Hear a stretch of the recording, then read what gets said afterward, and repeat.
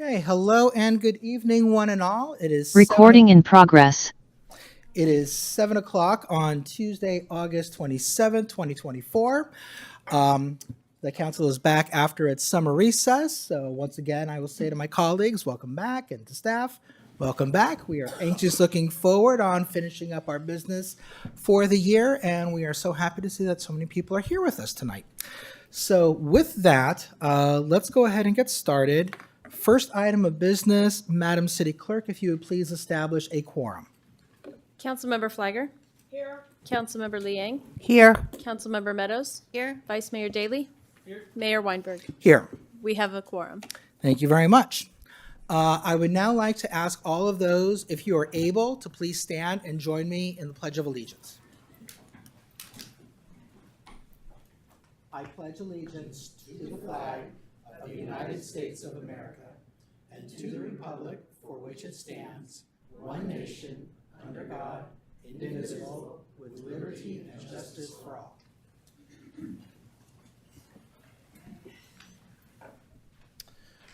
Okay, next item of business tonight is a report on our closed session. The council did have a closed session tonight, but we took no reportable action.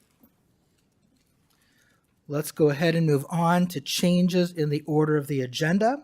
I will look to my colleagues and see if anyone would like to suggest a change. Councilmember Liang?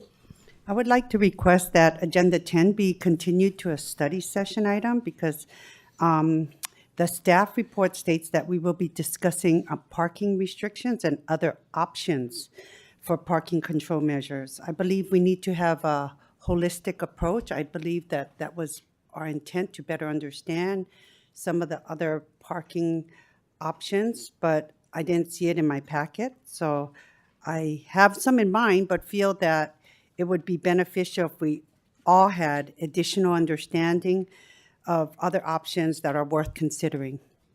Thank you, Councilmember. I will consider that, treat that as a motion to table item 10 and to have a study session on the same item, and I will look to my colleagues to see if there is a second for that motion.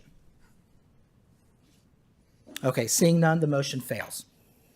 Are there any other suggested changes to the order of our agenda tonight? Okay, seeing none, I will then move on to our one special item tonight. I'm going to be making a proclamation recognizing September as Childhood Cancer Awareness Month. During the summer, a member of the public reached out to me with a very touching story. And in order to protect their privacy, I'm not going to repeat it here. But I think that many of us have been touched either in our own lives or people that we know or are close to, whose families have been affected by childhood cancer. I think that it's easy to understand how devastating childhood cancer can be on a family, and I thought it was appropriate to go ahead and recognize next month as National Cancer Awareness Month. So I'll read this into the record. A proclamation of the Mayor of the City of Los Altos, California. Whereas childhood cancer is the leading cause of death by disease in children, and whereas 1 in 285 children in the United States will be diagnosed as having cancer by their 20th birthday, and whereas 46 children per day, or 16,790 children per year, are diagnosed with cancer in the United States. 80% of childhood cancer patients are diagnosed late or after the disease has already metastasized. And whereas the average age of diagnosis is 6 years old, 2/3 of childhood cancer patients will have chronic health conditions as a result of their treatment toxicity, with 1/4 being classified as severe to life-threatening. And whereas approximately 1/2 of families with children diagnosed with cancer rate the financial impact of their associated out-of-pocket expenses as considerable to severe. And whereas the National Cancer Institute recognizes the unique research needs of childhood cancer and the associated need for increased funding for this purpose. And whereas hundreds of nonprofit organizations at the local and national level are helping children with cancer and their families cope through educational, emotional, and financial support. And whereas researchers and healthcare professionals work diligently, dedicating their expertise to comfort, treat, and cure children with cancer.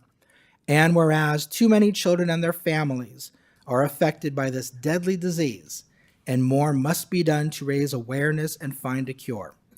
Now, therefore, I, Jonathan Weinberg, as mayor of the city of Los Altos, do hereby recognize September 2024 as Childhood Cancer Awareness Month, and I call on all Los Altans to join me in supporting this cause that so deeply impacts families in Los Altos and every community across our country.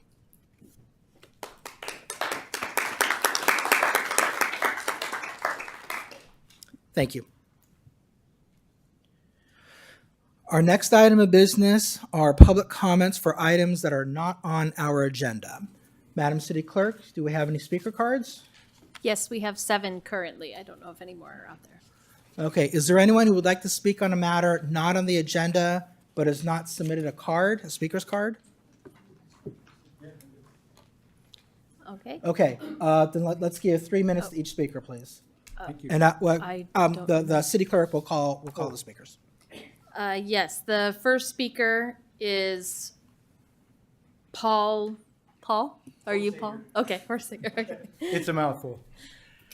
Good evening, Mayor, Vice Mayor, council members. Thank you for allowing me to speak. My name is Paul, and my colleagues and I live in Santa Clara County and are volunteers with the United Sovereign Americans. We're not spokespersons. United Sovereign Americans, USA, is a nationwide organization with thousands of active volunteers in over 20 states. Today, we have come to you as concerned citizens, sharing alarming information about our state's voter roll database. Research of the state's voter database was done through hundreds of hours of research conducted by highly qualified and credentialed data teams. An analysis of the 2022 election researched by the highly qualified data teams, usually using only official data provided by California election officials, indicates serious issues with the compliance of federal law. We're here today to present to you and the public the results of the aforementioned analysis showing the votes cast, counted, and certified may not all be valid and accurate under the Constitution and under the law. We are here to cast any blame. We aren't here to cast any blame or aspersions on any elected official. We do not suggest any candidates in any race have wrongly won or lost their races, nor do we advocate for the overturning or rerunning of any past elections. Tonight, we'll present to you with a resolution demanding an end to inaccuracies and uncertainties plaguing our elections, along with the summary of our findings and the laws that apply. Though you bear no direct responsibility for anything in the electoral process, we come to you, our closest elected representatives, for support and action. We are asking you to listen to the resolution and take the necessity for valid elections seriously by adding the resolution to your next meeting agenda. Thank you. Our next 3 speakers will read the resolution in 3 parts, and our final speaker will conclude with our presentation. Thank you very much for your comment. And just to clarify for members in the audience who may not be familiar with our procedures in California law, we will, of course, hear the public speakers, but we are not allowed to actually take action tonight on the suggestions that are made by the speakers. Any action that the council takes has to be agendized at least 72 hours in advance, but certainly suggestions that are made by public speakers could come onto a future agenda. So, Madam City Clerk? The next speaker is Sue.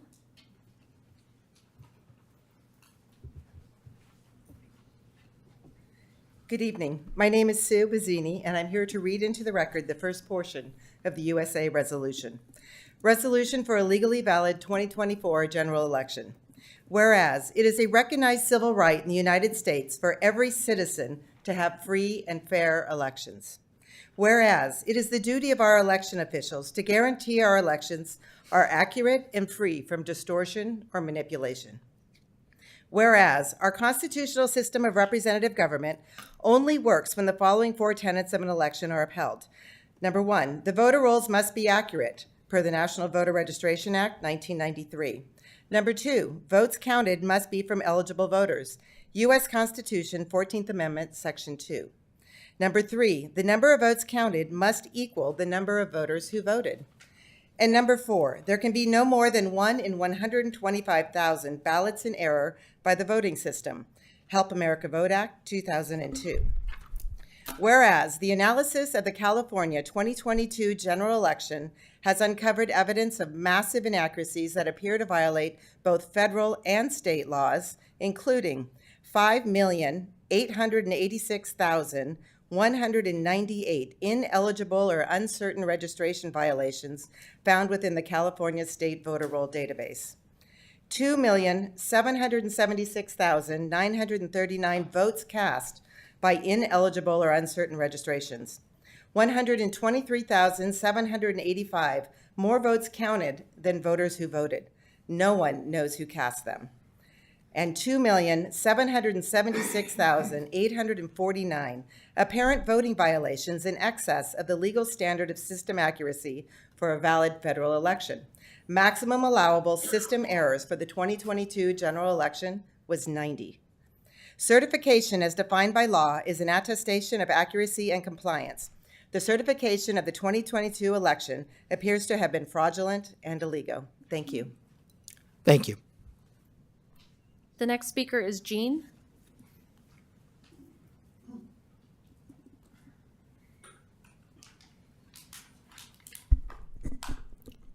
Hello, my name is Jean, and I'm here to read into the record the next section of the USA resolution.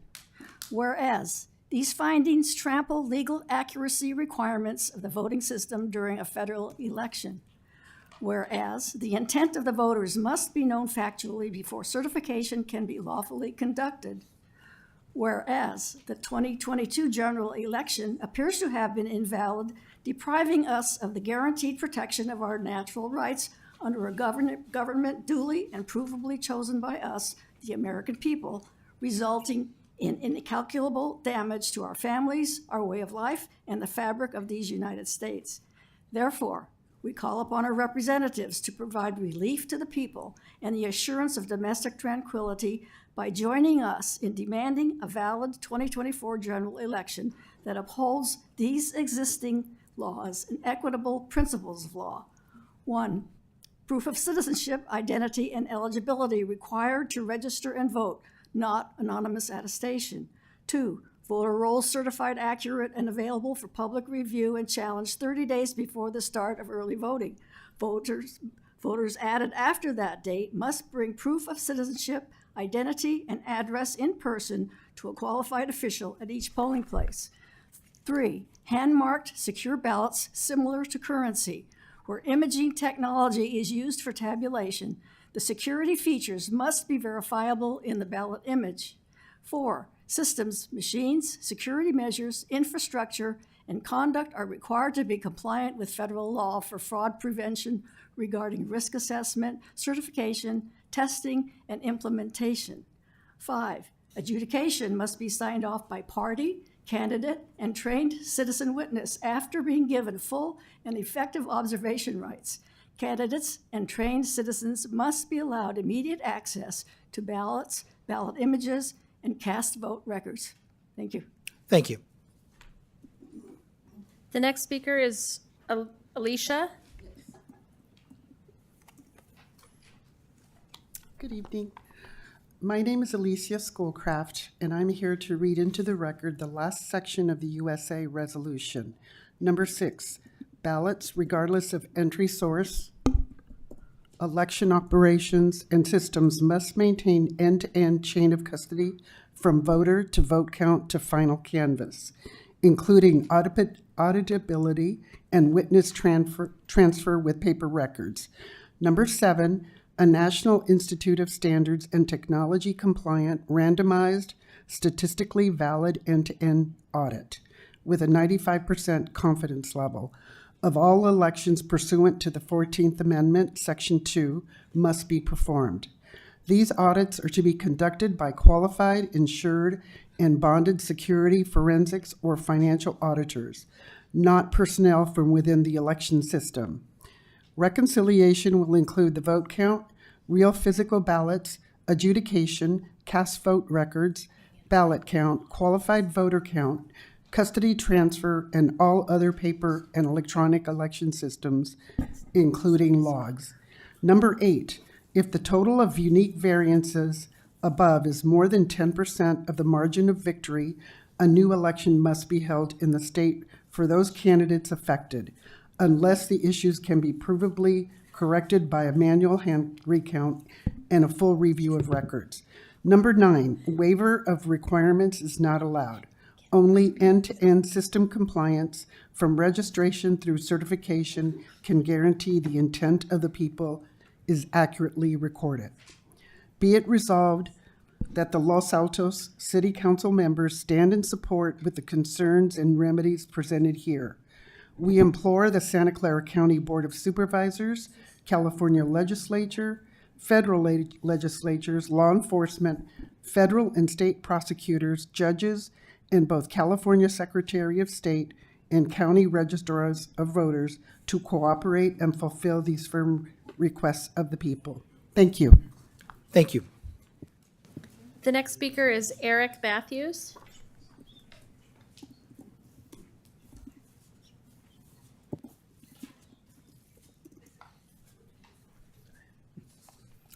My name is Eric Matthews, and I am here to read into the record the last section of the USA resolution. Oops, sorry, wrong page. I'm here to conclude the presentation. What you heard tonight is a powerfully written resolution outlining massive inaccuracies in our 2022 election, from registration through certification. The resolution delineates meaningful remedies that will proactively protect the validity of the 2024 general election for all Americans. Your written copy cites many U.S. Supreme Court precedents and federal constitutional mandates that support the need for such actions. Large numbers of Californians have questions about the trustworthiness of our elections. Official data show these concerns are valid, and the law says resolving them is essential in securing our liberty. The cost for not fixing the enumerated problems is immeasurable. So we urge you to put this resolution on the agenda for the next City Council meeting where you can vote to join us in support of fair, honest, and valid elections.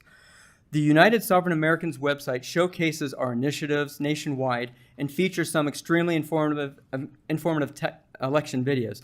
We encourage you to visit uniteforfreedom.com and learn more about our organization and our goal to restore valid elections throughout our country. That's unite4freedom.com. One more time, that's unite4freedom.com. And thank you very much for your time tonight. Thank you. The next speaker is Alice Mansell.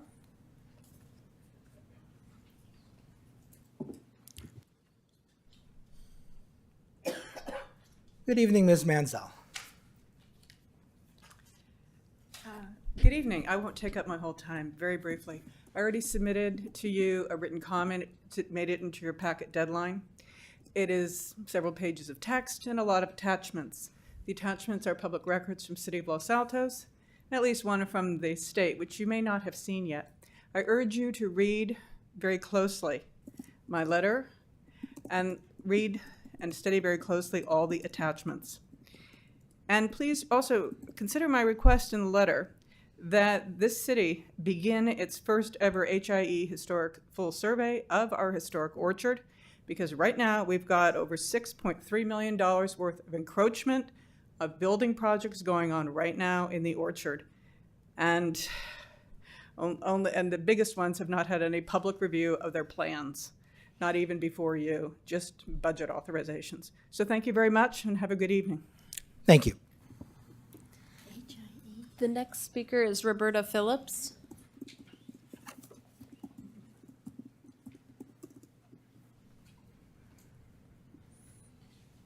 Good evening, Ms. Phillips. Hi, Ingrid. I'm a resident of Los Altos. So I'm here hopefully to inspire council and staff to do better. And doing better doesn't mean necessarily doing more. Sometimes it means doing more, and sometimes it means doing less. In the more column, I have, we need, as a community and council and staff, to have a better dialogue with the community. I'm not just talking about community outreach, I'm talking about dialogue. Number 2 is Grant Park, where we still don't have any hot running water. The electrical system is not updated, and that really needs to be addressed. It's been dragging on too long. I think we need to do a better job in choosing our commissioners so that we don't have somebody on the commission or all the people on the commission being zealots for one point of view. I think we need to have a balance of the pros and cons analyzed by the commissions and to give you a fair and balanced approach to what the commissioners do. 4th is the police station, which we all know we need desperately. And then 5th is just more trees because we keep losing trees. And there's an item about item 6 on the agenda where we do park lots for housing. That's one thing that we don't consider. So as far as doing less, I would like to see less paint, less bollards, less pylons, less cones in our streets. I don't think we need to have red, yellow, green, blue, black, white, purple, and cones all over our streets. I think we need to have less giveaways. I think also, if we're going into negotiations on an item tonight, where we have zero-based for a land lease. Yeah, can you please, for an item that's on the agenda, please save your comments for that. Yes, Thank you. yeah, next, I will. I think we need to do less punitive actions. I'm not thrilled with the censure policy, and I'm not thrilled with the way that people are commissioned or criticized or called out. I think we need to have better dialogue in that area. And the last is the parkless downtown. I think we need less intrusion onto our streets. I look at some of the concrete barriers, and somebody's going to drive their car into it. I think it's an accident waiting to happen. So anyway, I hope that I covered everything. I probably didn't, but hopefully, as you move forward to a new election and potentially, giving it another 2-4 years, you will consider what I said. Thank you. Thank you. Okay. So we have no more public comment on items not on the agenda. Next item of business is our consent calendar. I'm going to open up public comment for the, 8 items on our, the 5 items on our consent calendar right now. If you want to speak on any of these items, this is your opportunity to do so. A council member may ask that an item be pulled, in which case we will discuss the item later in the evening, not on consent, but there will not be a second opportunity to comment on that item. So, Madam City Clerk, do we have any speaker cards for the consent calendar? We do not. Okay. Then I will look to my colleagues and ask if anyone would like to pull anything off consent. Okay. Would anyone like to make a motion? Councilmember Flagger? I move that we approve the consent calendar items 1 through 8. 5. Oh, I'm sorry. 5. I did the same thing. Second. I won't pick on you first then. Councilmember Liang. I want to note that I vote no on agenda item 4, but I say yes on the rest. Councilmember Meadows. Yes. Councilmember Flagger. Yes. Vice Mayor Daley. Yes. Mayor Weinberg. Yes. Motion carries. Okay, thank you. That's exciting. So we will have electronic voting at our next meeting. Is that correct? We will, September All right. 10th. Okay. The next item on our agenda, item number 6, is with regards to a proposed resolution declaring certain property as surplus land. Over the past several days in particular, there have been a flurry of emails that have been coming into the city council And I almost always think that that is a good thing. Everyone on the council wants to engage with members of the public as much as possible, and we want input. I spoke to two members of the community over the weekend about this topic. I thought that they were useful conversations. Both members of the public had different perspectives, and that is useful to me as I consider the matter myself and how I want to, whether or not I want to support it, how I view the topic. But I think that there were a lot of public comments that came in that necessitate me sort of framing what it is that we're doing tonight. Program 1H is a part of our housing element, and that program obligates the city to make parking plazas 7 and 8 downtown available for the development of housing. That program has always been a part of our housing element. This council adopted the housing element early last year after a years-long and robust process. No one on this city council opposed adoption of the housing element. Program 1H expressly says that the city will comply with the Surplus Land Act. The purpose of the Surplus Land Act, or the SLA, is to make local public land that is no longer needed for government purposes available for building affordable homes. As a city, we decided together that we want affordable homes built on either plaza, 7 or 8 or both. So compliance with the SLA is in accord with our stated objectives in Program 1H. That required a notice of availability to be sent to HCD, to interested developers, and others as required by statute. It has been said by some that this process demonstrates a lack of transparency. That is simply not true. The housing element update was adopted after a monumental outreach effort. Program 1H, as I said, has always been a part of the housing element update. Program 1H expressly says that we are going to comply with the SLA, and the SLA required the city to send the notice of availability. The notice of availability contained the terms of Program 1H. The only thing that did not happen was a public declaration that the notice of availability was actually being sent out as required by law. That is not a lack of transparency. Nothing has happened that is contrary to the city's stated policy and obligations as set forth in our housing element, which is a part of our general plan. Tonight, if the council adopts the resolution presented before us, nothing will change. The resolution before us does not change parking standards.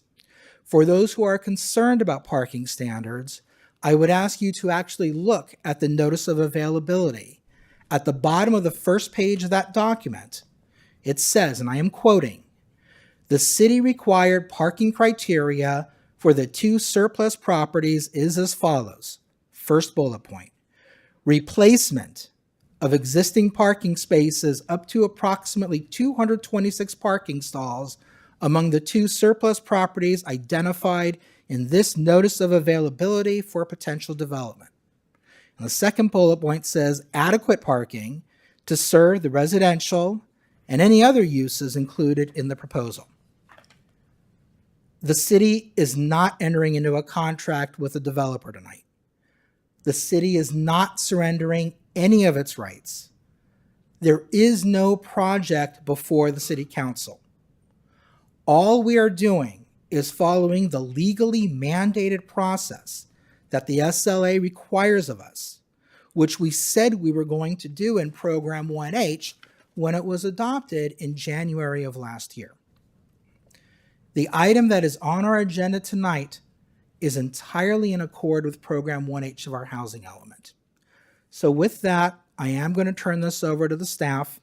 After we have questions for staff, I will open the public hearing, and I have a few comments to make before we start that process. But Assistant City Manager Zorns, I think I'm turning it over to you. Yes, thank you, Mayor. A presentation will show on the screen in a moment. So as mentioned, this item is item number 6, a declaration of surplus land. As background, in January of 2023, the City Council did adopt the 6th cycle housing element. Contained within it is Program 1H, as noted by the mayor. Within that, it does explicitly state that the city will facilitate housing on city-owned sites, including parking plazas 7 and 8 for the development of housing. It is important to note, and I did look through the public record, which is published on the city's website and contained within the 6th cycle housing element as it's required by law to do so. Parking Plaza 7 and 8 were identified actually by public comments during the public engagement process during the 6th cycle housing element development, which actually initially began in 2021 and then carried all the way through until we adopted the document. In January of this year, we did engage a third-party financial analyst to review the development potential of Parking Plaza 7 and 8. That still is essentially in draft form. We wanted that to be able to help orient the decision-making for subsequent actions by the City Council, as well as any negotiations that were to happen in the near-term future for the parking plazas. In January 2024, or June, excuse me, we did engage an environmental firm to do what is considered a phase 1 environmental assessment, or an EA. That was important for the city to kind of initially find out some of the potential environmental impacts that are associated with the property. Downtown Los Altos has historically had several dry cleaners which are known for ground contaminants.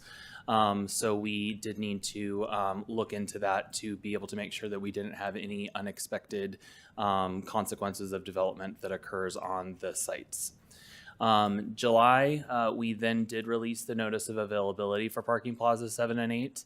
And in August, or rather this month, we did engage a third-party property appraisals for the plazas.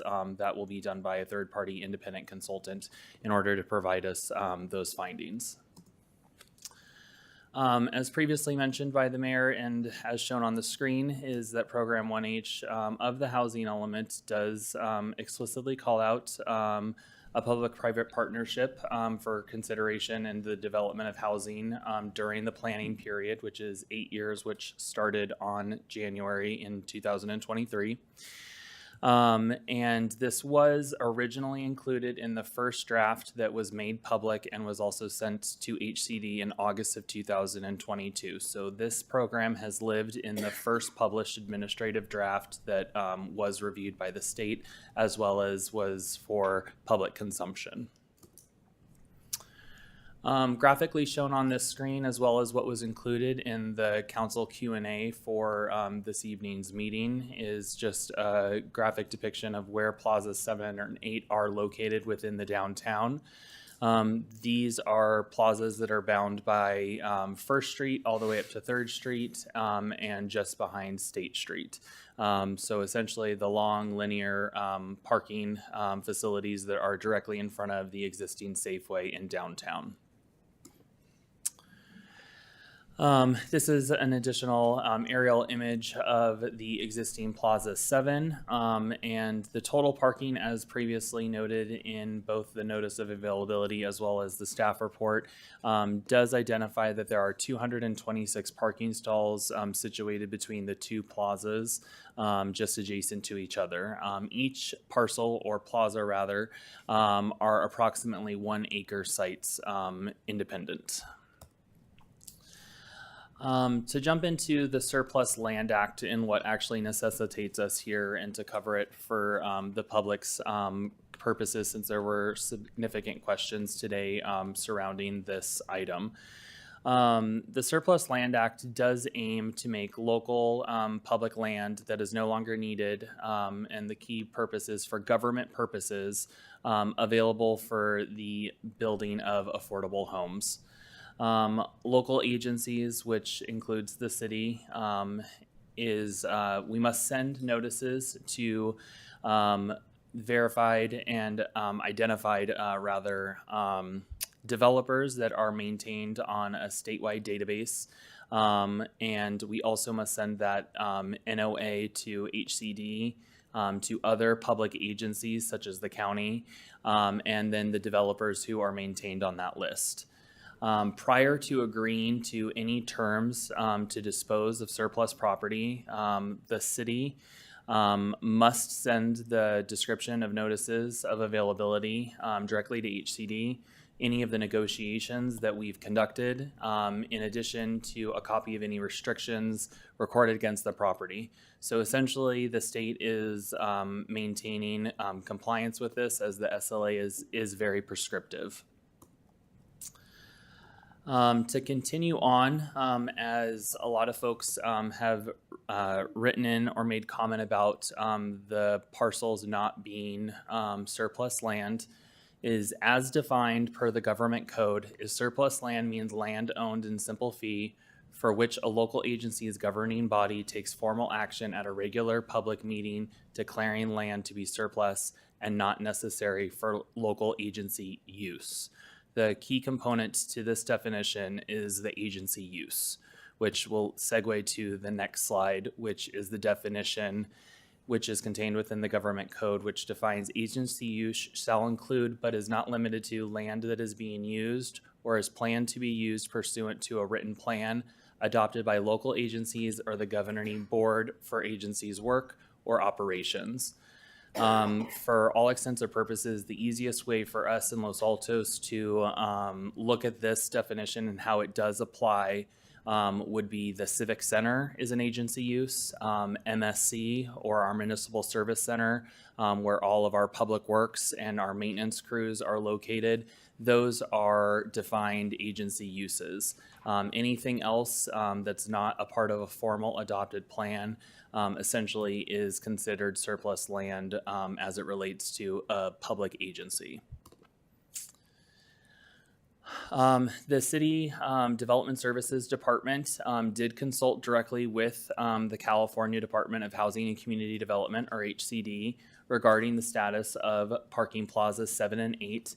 And it was confirmed directly by the small group that oversees all of the SLA compliance throughout the state of California, is that the parking plazas 7 and 8 in the city of Los Altos are determined to be surplus land and are not eligible for any SLA exemptions that would be available for other prescribed parcels in the act. The Surplus Land Act, it does require the city to release what we have discussed as the Notice of Availability, which was done in July of 2024. That starts a 60-day Notice of Availability. That Notice of Availability will conclude in September of 2024, so just about a month left. Following the Notice of Availability, the city is required to have good faith negotiations with interested parties for at least 90 days. So it could extend longer, but it is a minimum of 90 days. The declaration of surplus land must occur prior to the city beginning any negotiations. It is important for us to at least identify that during the 90-day good faith negotiation period is that there are some do's and don'ts of the SLA requirement. A local agency cannot prohibit a residential use as a condition of sale or lease. The local agency cannot reduce the authorized number of residential units or maximum lot coverage of the surplus land as it's defined already in the local zoning or general plan. And the local agency may not require as a condition of approval of the sale or the lease any specific design characteristics. I'll repeat that, any design characteristics that help or physically preclude or reduce the development density or intensity. So it does essentially hold us accountable to the zoning standards that are in place at the time of the transaction. Some quick kind of what does this mean on the following slides and questions that have been asked throughout this afternoon is can the city require replacement of the existing parking? Yes. That would be as a term of sale of the sale or of the lease agreement. And this can be required and would be a contractual binding agreement. Another question is can the city require the new development to provide parking? Yes. And those are two different things: existing parking, which exists today on the site, versus additional parking that would need to be provided as a part of a development proposal. So whatever the parking requirements that are in place within the Los Altos Municipal Code, the city is allowed to apply and require as a part of the project. For refresher is that as of February 2024, the Los Altos Municipal Code does reflect the same parking standards that are contained within the state housing laws. So meaning multifamily housing has the same parking requirements in the Los Altos zoning code as it does contained within certain provisions such as density bonus. So we would be requiring the same threshold that is required by law. Can the city reduce the development size or the number of units or require specific design features of the building? No. The city cannot require a condition of approval that would negatively affect the development potential of the properties or the parcels that we are transacting on. We have to allow the minimum standards that are contained within the code and the general plan as of today. Additionally, can a developer come back and change the project to not include any existing replacement parking? No. This is something that is a replacement of existing parking and is a term of the sale or the lease agreement of Plaza 7 and 8, and is not something that can be subsequently waived or undone without approval of the Los Altos City Council. This differs greatly, and I will emphasize that, from the recent project modification request that was done at 330 Distal. The project modification request qualified for a zero parking given the location of the parcel for 330 Distal, as it was within a half a mile of a major transit stop. Parking Plaza 7 and 8 is not within a half a mile of a major transit stop or a half a mile of a high quality transit corridor. So it does not qualify for the same parking provisions that are allowed under state law. Can the developer use the Housing Accountability Act to get out of providing replacement parking on site? No. The HAA is, the primary effect is to limit a local government's ability to disapprove or delay housing developments projects for arbitrary reasons. Under the HAA, if a housing development project complies with the local zoning and general plan, the local government may not disapprove it except the very narrow focused circumstances. The HAA is to provide and protect for the development of housing and is to hold zoning accountable. The HAA does not have the power to overturn a term and a condition of a sale or a lease of land. In this circumstance, the HAA cannot undo the requirement to replace existing parking as a part of a transaction of land. It does not have that legal authority. Additionally, can we get fair market value for Plaza 7 and 8? This has commonly come up. And the city is allowed to obtain fair market value for 7 and 8, which is why the city is currently undergoing a third-party independent analysis and appraisal of parking plazas 7 and 8.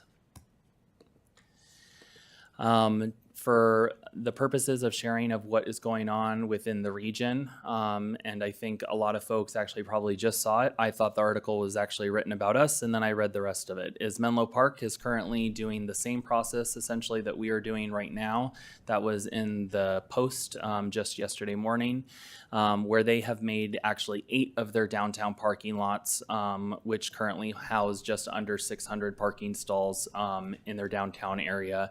And they will be moving forward with those to make them accessible for redevelopment of housing.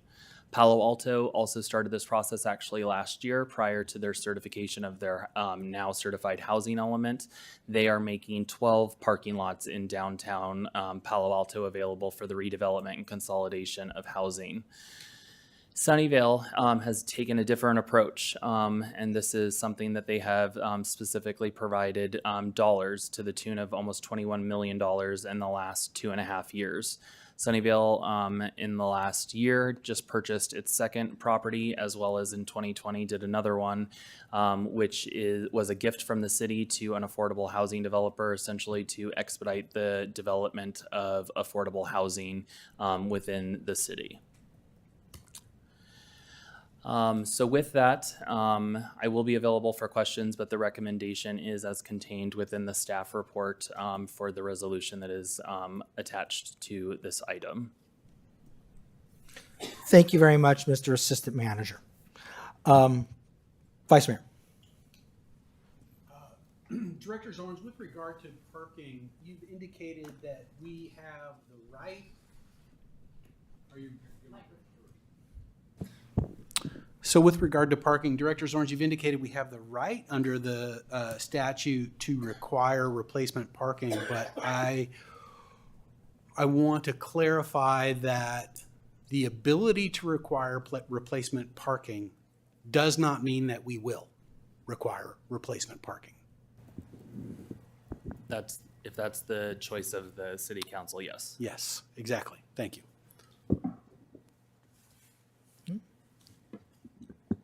Nisa? Thank you, Mayor, and thanks, Mr. Zorns. So just a couple questions, and I am losing my voice. So just following up on the question about parking that's mentioned in the notice of availability.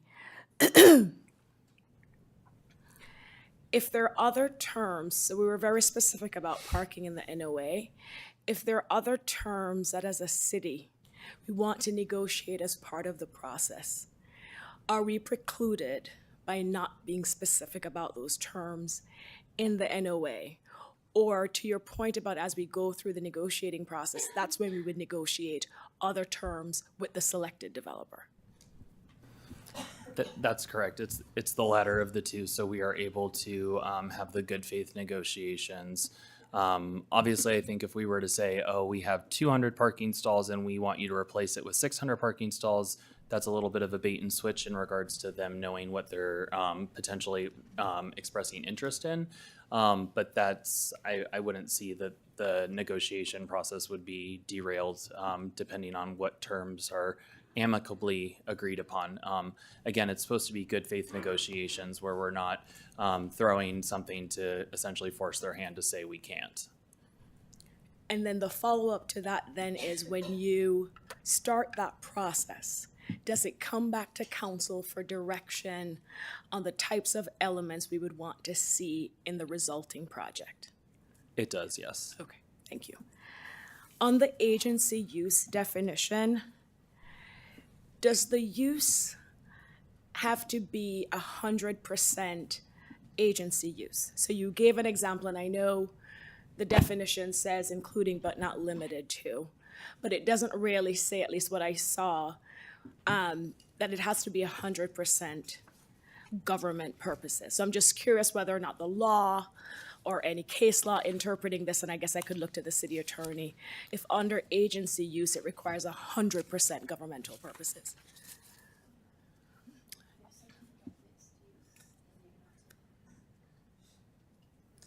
So the definition that I displayed is actually the definition directly from the government code. However, as a part of the last rounds of modifications to the SLA, HCD was empowered to make a 50-page guidance document to help elaborate on the legislative intent of some of the requirements.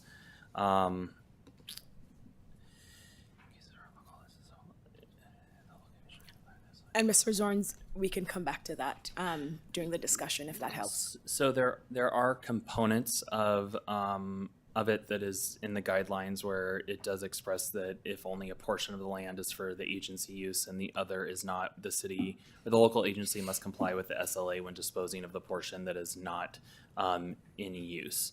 So if there's a specific type of mixture, we would consult with HCD prior about it to make sure that we're not in any violation, which is also partly one of the reasons why is that whatever we do, including tonight's action, is we will report that out to HCD as a part of a big package, and we continue to keep uploading the critical checkpoints that we have been doing with SLA up until this point to ensure that we are not in violation of the act. Great.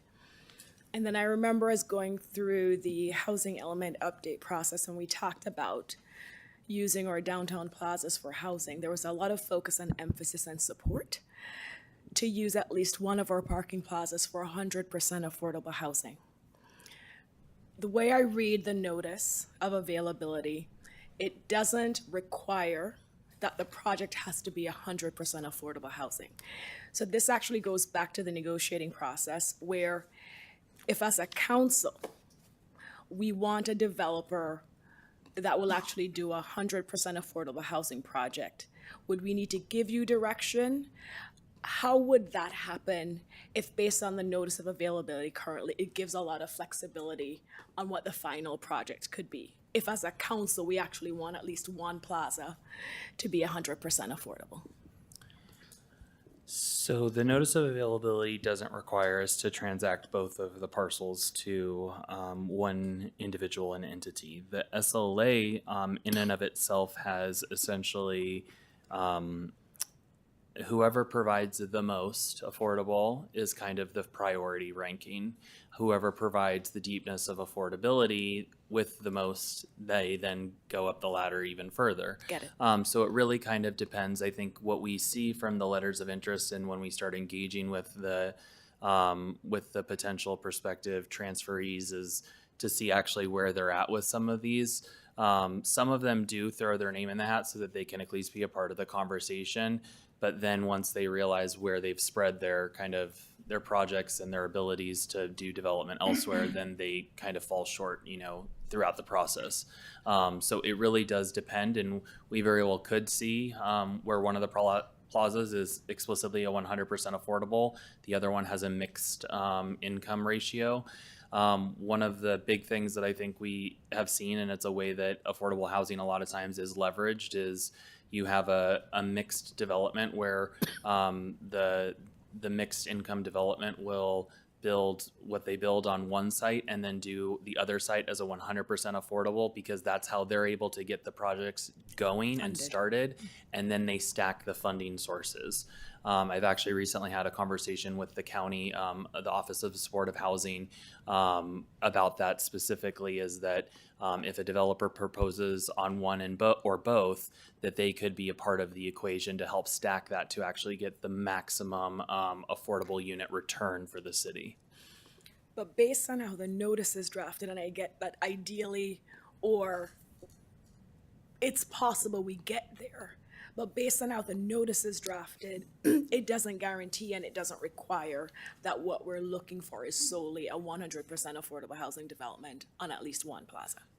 That is correct, but again, it goes back to whoever ones with the submits. most. We might have people that say, we can do 75% of it as all affordable, but we need to make it pencil out with having some market rate mixed into it to help it equalize the cost of construction. And at that point, that's where we would then have to kind of discuss that with the council to be able to say, hey, these are what we're looking at. One of the big things is since we're the landowners, we have the ability to be able to actually run the pro formas and work with the financial analysts to actually take what is being proposed and actually see how is it penciling out, and is it an egregious profit-making, margin for a developer, or is it really actually, kind of the tighter margins that we are seeing in the development world right now. So that's a little bit different than what we're usually at the mercy of when it's not our land and we're kind of just reviewing it for development standards. Great. No, thank you, Mr. Zorns. Thanks, Mayor.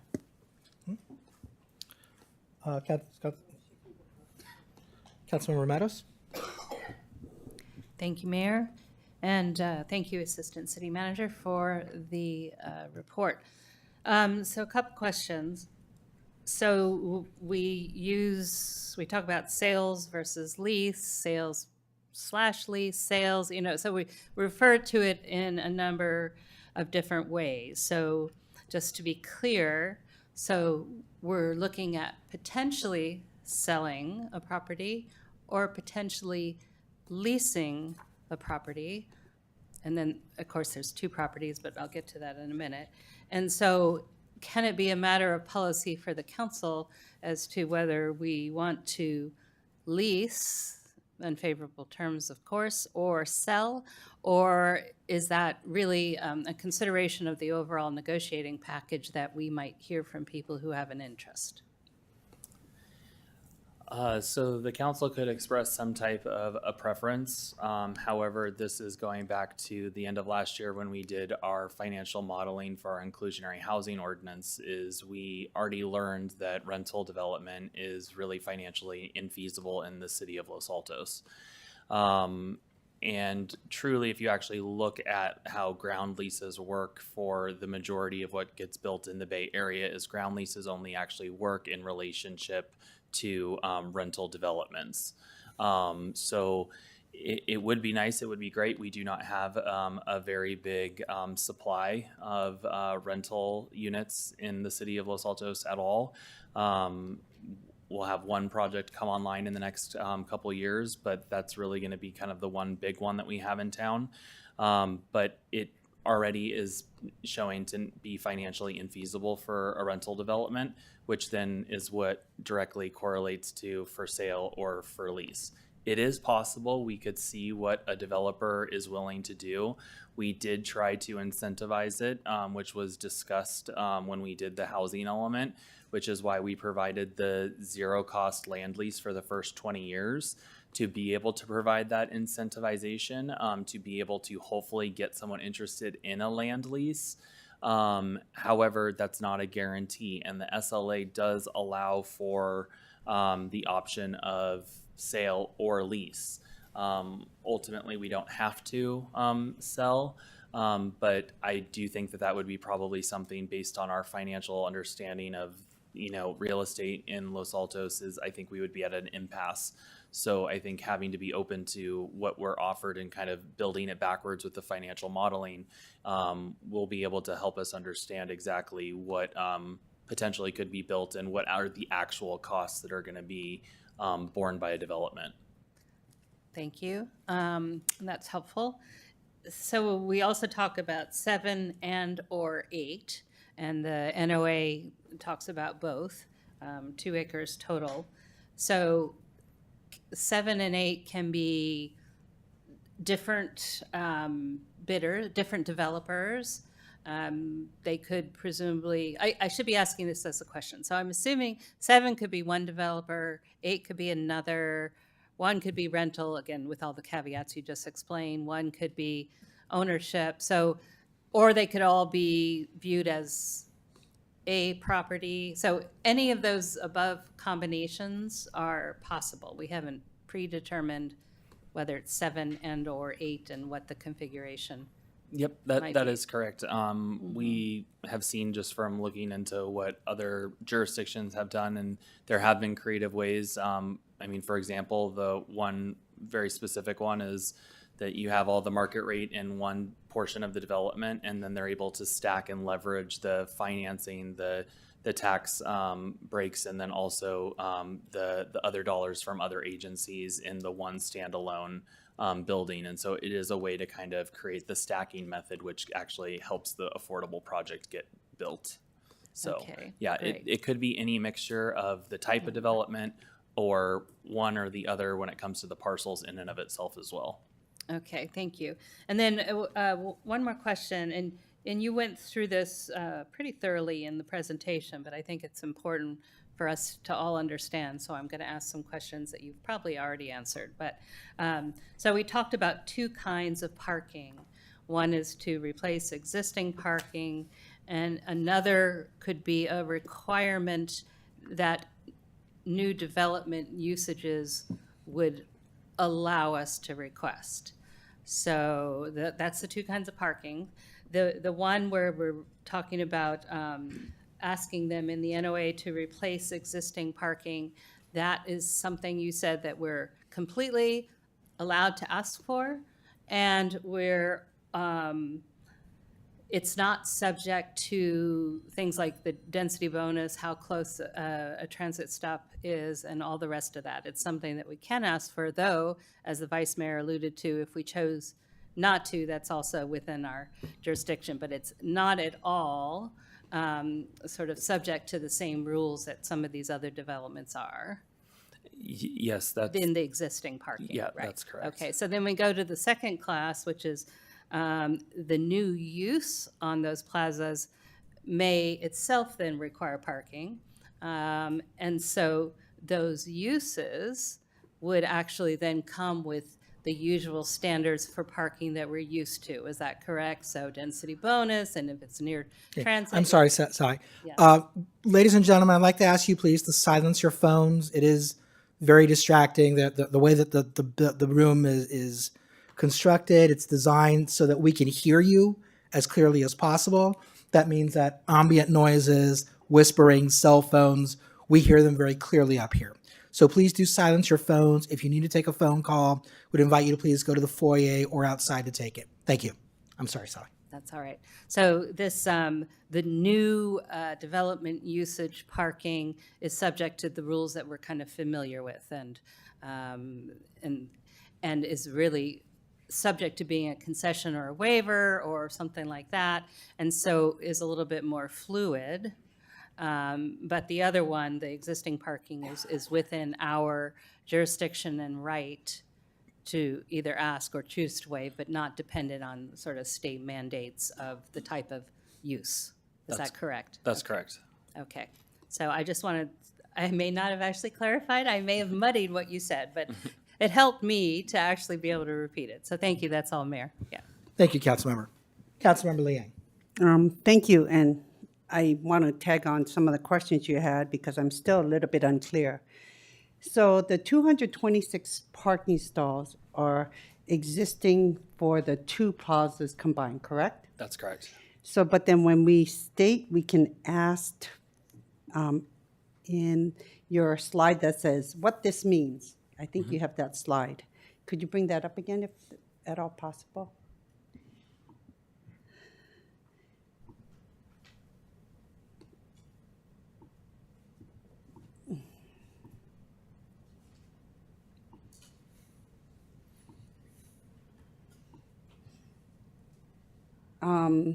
So you were saying here, the city can require the replacement of parking. So my question on that is, I understand there's state law that says if a development is 100% affordable, then we cannot ask them to provide parking. So how would we get them to do the 113 parking stalls on that one plaza? If they're not required to, can we still have that one plaza provide that 113 parking stalls? Yeah, so I think the biggest issue is because we're talking about privately held properties and prior decisions of the city.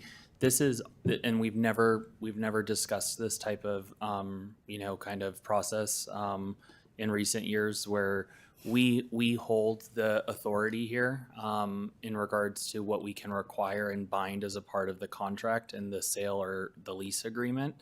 So it's a part of our decision making. Whether or not we relinquish the property also at the end of the day is also ours as well. But a development proposal, that would be parking that they are required to provide as a part of the development standards in the city. On top of that, so there's a component of the transaction where you're looking at transaction parking and then the development parking, and so it's a requirement of what we're doing in order to even have the parcels even available for even a potential development. So they really are two separate things. It's just that they would be provided on one site. We could also, see, I'm throwing this out there. This is not a hypothetical thing that is from a recent letter of interest, but we've even considered that someone could hypothetically want to throw out, okay, we'll do a development on that site, but we don't want to have to provide the parking of the 113 on there. but we'll give you the cash payment of providing that across the street. And so now you guys can do your same parking right across the street.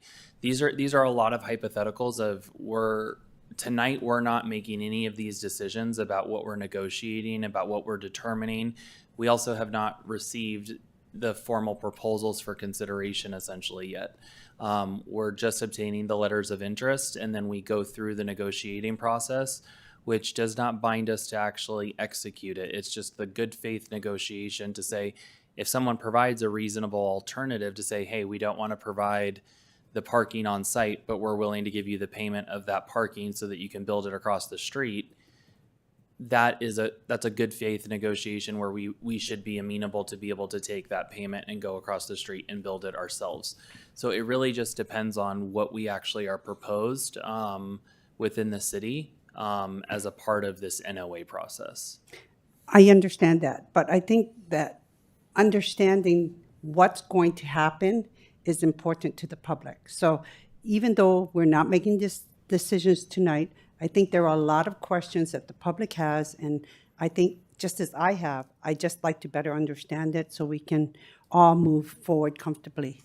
So like when you were talking about that we can request perhaps for this parking, as we state, whether we lease or sell, and then like that hypothetical, so someone can say, oh, I'd like to build a development on one plaza, but then I'd like the lease on the other one for 0%, so we can build a 5-story parking complex to meet the 226. Because it all seems to be about how it pencils out. But earlier you said we cannot impose design characteristics, right? So by asking for the parking, isn't that a design characteristics that's going to affect how things pencil out for that developer? No, it's not. We're still muddying together the two things, which is the transaction of land and a requirement for the bill of sale and the design of the actual physical building. What I'm saying right now is with any of the developments that we have within review or approved in the last several years, is it's the same rules of engagement apply with them, is that we cannot force them to design something that is not consistent with the standards that are already in place at the time that they propose the project. So again, this kind of goes back to objective design standards, and we are bound by the objective design standards that we have in place today. But the parking requirement is that if they agree as a part of a transaction of land to agree to whatever payment that we agree to during the negotiating process and to provide that on-site parking, that's a contractual obligation that they would be in violation of if they did not provide it.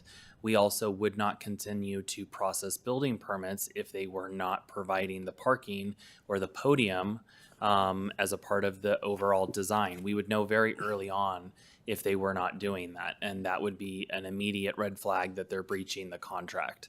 So, I mean, again, we not only do we hold the land with, the cards with the land, but we also hold the cards with the permitting process, not just entitlements, but also issuing a building permit. They'll never break ground in the city of Los Altos without a demolition permit or an excavation permit or a building permit. So when we're talking about the parking, much similar, and you said all of that will be discussed or put in when we either negotiate the sale or lease of the contract. So it's all about intent and the direction we want to go. But yet, can we then put into the resolution tonight that the intent is that to ensure that we would like to see some sort of ensure the parking lot? Can't we put a whereas then to also include the resolution that we are going to be sure that these parking commitments be included in the future sale and lease agreement? So that way even though we have that intent, we've captured that intent in writing, and that way we can be sure to follow up with that when we do the lease and sale contract. So the resolution before the council tonight is just a declaration of surplus land, which is required under the SLA. Any terms or pre-negotiated determinations of the council would not be appropriate in this resolution, as it doesn't bind or provide anything, even if we did do it. But it also, I would not want to have predetermined, essentially, requirements such as that when we're talking about the creative replacement of the parking, whether or not it's on Plaza 7 or whether or not it's on 8 or consolidation thereof. So this is just the declaration of the surplus land. And then that's then when we go through the process of the negotiations with each individual consideration, and we determine whether or not it's appropriate or not, and whether or not we can have an amicable agreement to proceed with for the actual transaction of land. But it wouldn't go into this resolution, no. Okay, so before this meeting tonight, have all the properties within 1,000 feet been noticed about this?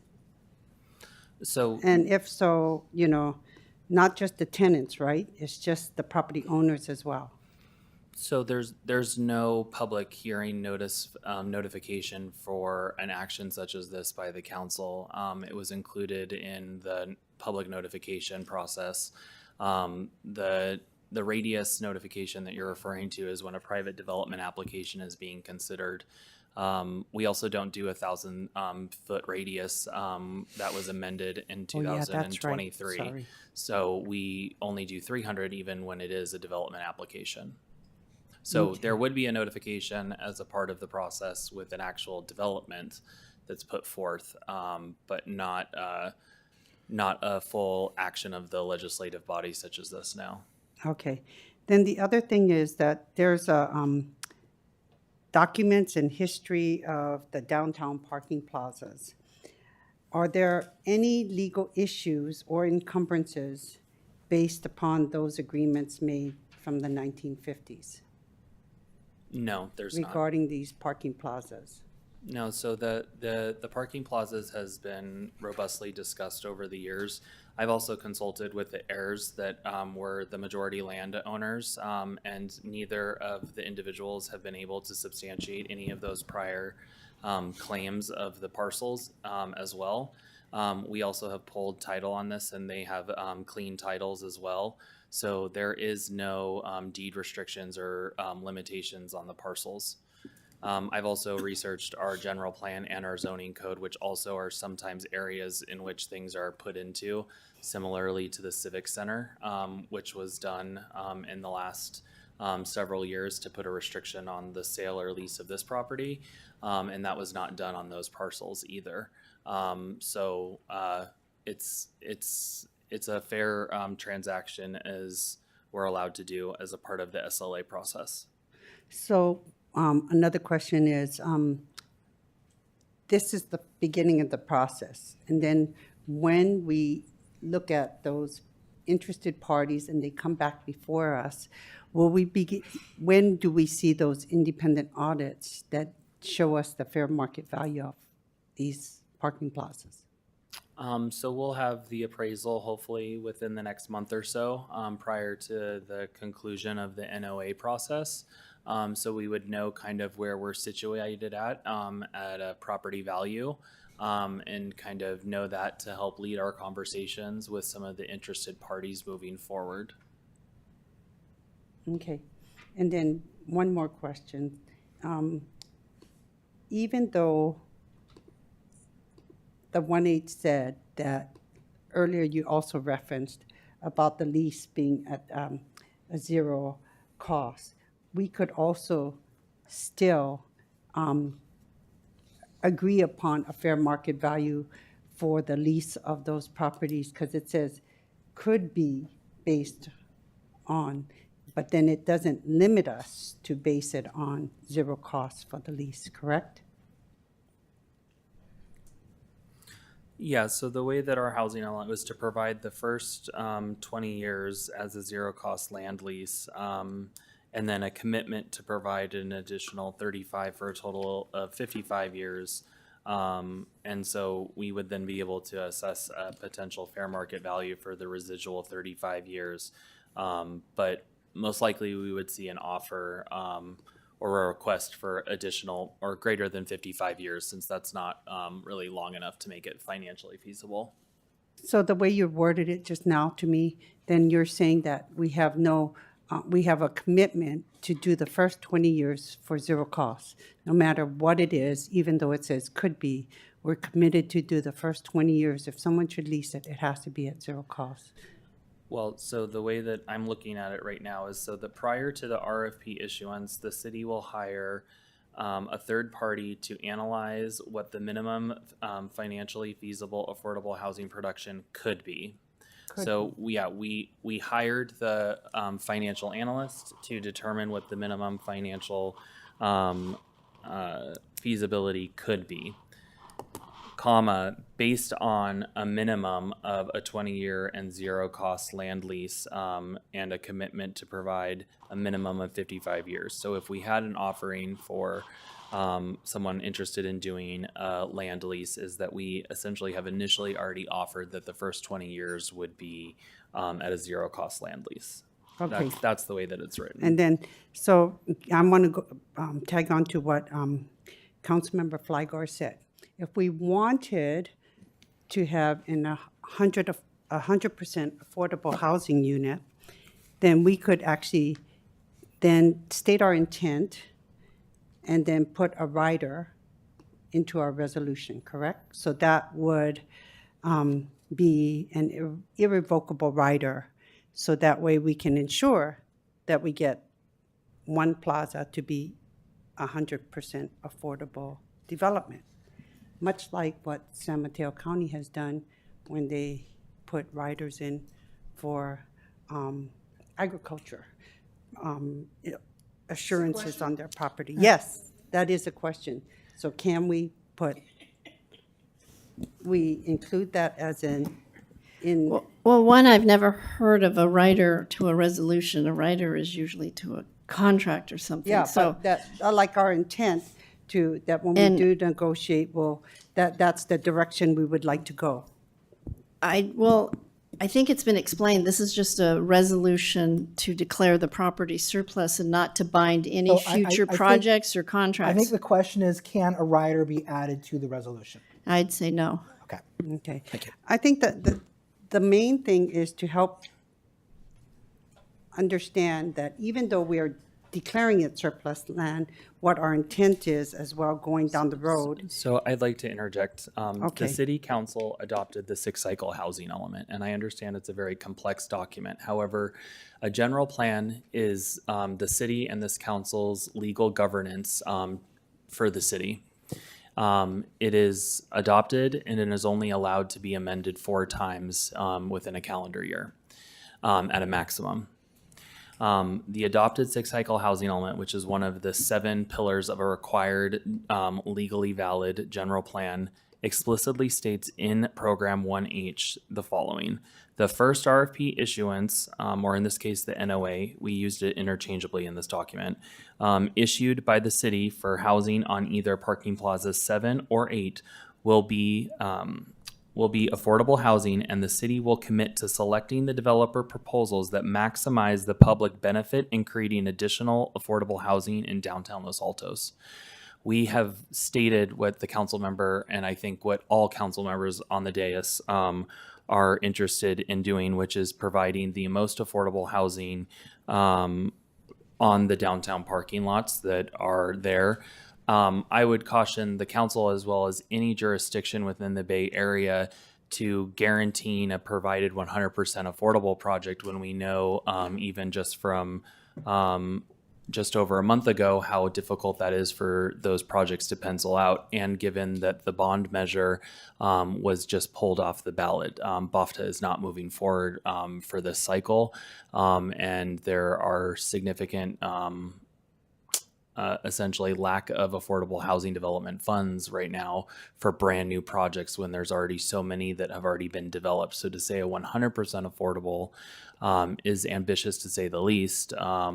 But the mixture of what a development could provide the city is something yet to be seen. But our housing element Program 1H already says that the intent is for this city to select a developer that provides the most affordable housing possible on those sites.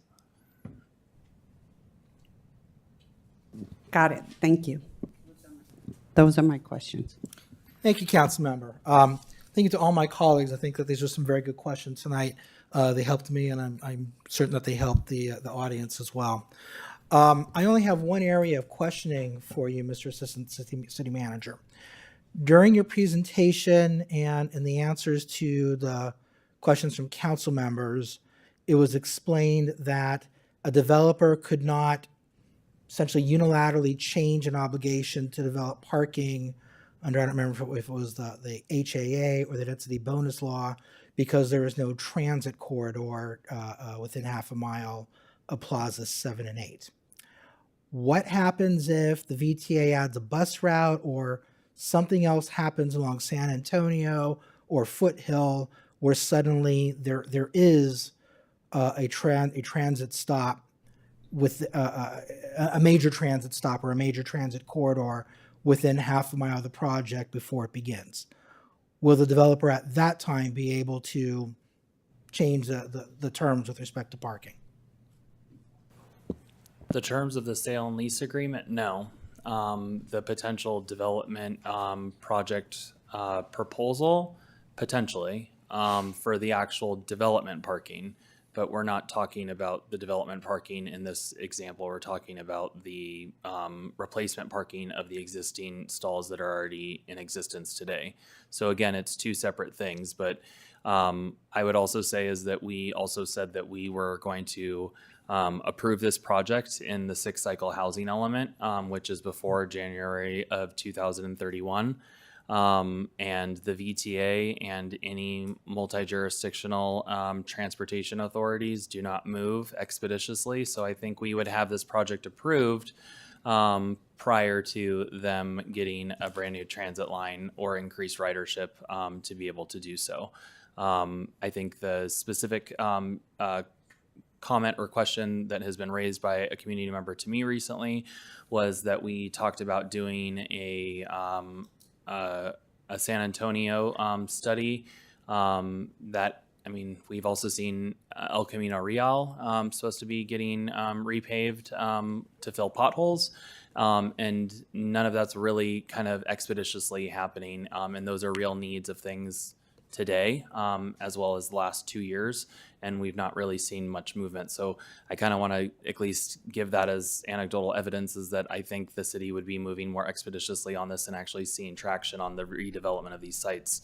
But again, at the foundation of this is that there's transaction parking and then there's development parking. The development parking will be allowed whatever is allowed in our zoning code or whatever is allowed by state law.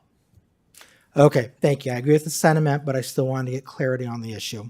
Last question. Do you or does anyone else on staff have a reason to believe that there will be a major transit stop or transit corridor within half a mile of Plaza 7 or 8 in the foreseeable future?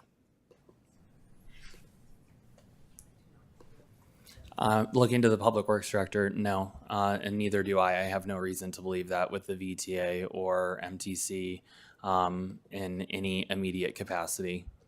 Okay, thank you very much. Okay, I'm about to open up the public hearing, but before I do, there's a few more comments that I'd like to make. Council's action tonight is limited to what is on the agenda. We are not going to change policy. We are not going to change our housing element tonight. It is something that can be done if a majority of the council decides to do so, but it is not going to happen tonight. The councilors, we already received a lot of public comment, and I appreciate that. Much of the public comment, I think, expresses an opinion that our policy in the housing element is bad, and there is a lack of approval by commenters, and that is totally fair. I understand that. I think that there are legitimate reasons to believe that the policy, especially Program 1H, is a bad policy.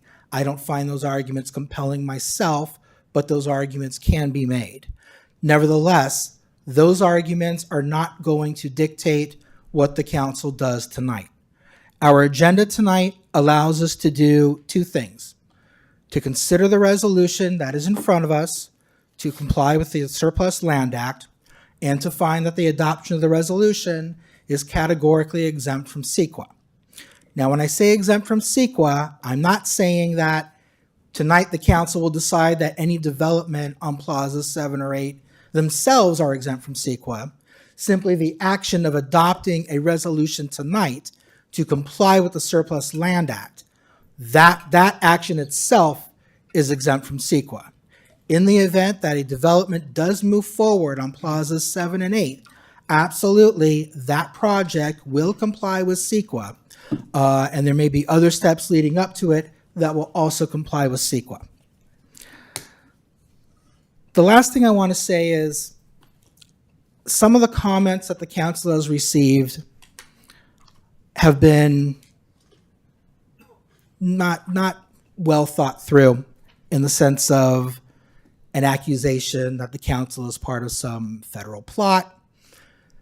We received a public comment that had a rather distasteful undertone. I understand that this is an important topic. I understand that it's emotional because Program 1H is going to shape downtown probably for more than 100 years. I get why that is on people's mind, and I get why that is stirring up a lot of emotions. It's stirring up emotions here on the dais as well. I would simply ask that when you come before us and you make your public comment, keep in mind that we are a community. We are all in this together. Everyone in this room wants the best for Los Altos. We will not necessarily agree what is in fact best, but when you're making your comments, please try to keep that in mind. Have some empathy and some kindness. And again, I'm not asking you to pull punches. When you are in front of us at the dais, the time is yours, and you can talk about whatever you want to talk about. But I would ask commenters simply to keep in mind and think about the tone and the tenor of their statements.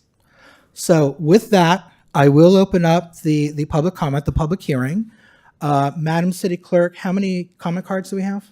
We have 6. Okay, I will give 3 minutes per commenter. We possibly have more coming. All right, so up to 8. We're up to 8. All right, we'll stay at 3 minutes. The first speaker is Nancy Strom.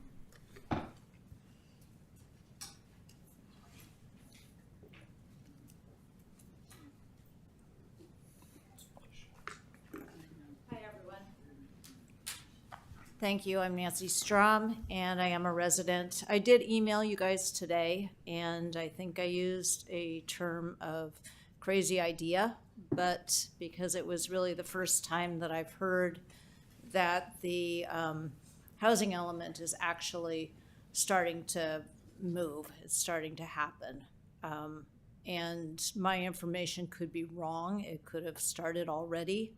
But this, as a resident, this is really the first time that I've actually heard about something specific happening to implement the plan.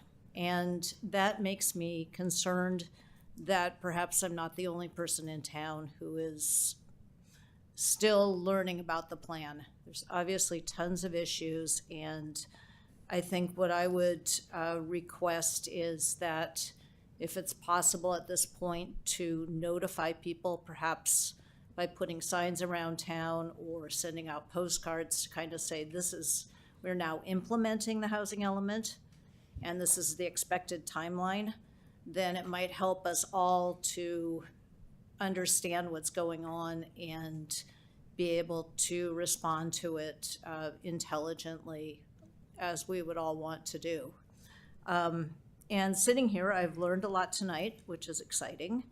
I guess the thing that I would like to maybe leave this with is that as you do accept proposals and begin negotiating, I would personally advocate for as much affordable housing as possible and as many parking spaces as possible. And if there was some way it could magically occur that all the parking spaces that are existing now be intact upon the next development, plus one space per unit that's added, that would be probably the best thing possible.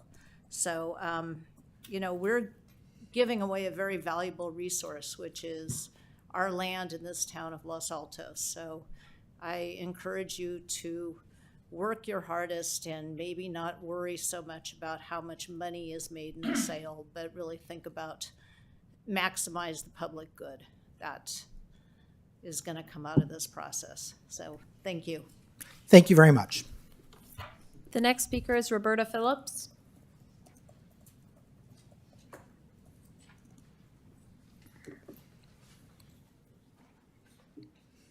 Hi, I do understand everything that Jonathan said in relationship to what we're doing tonight is just approving the Surplus Land Act.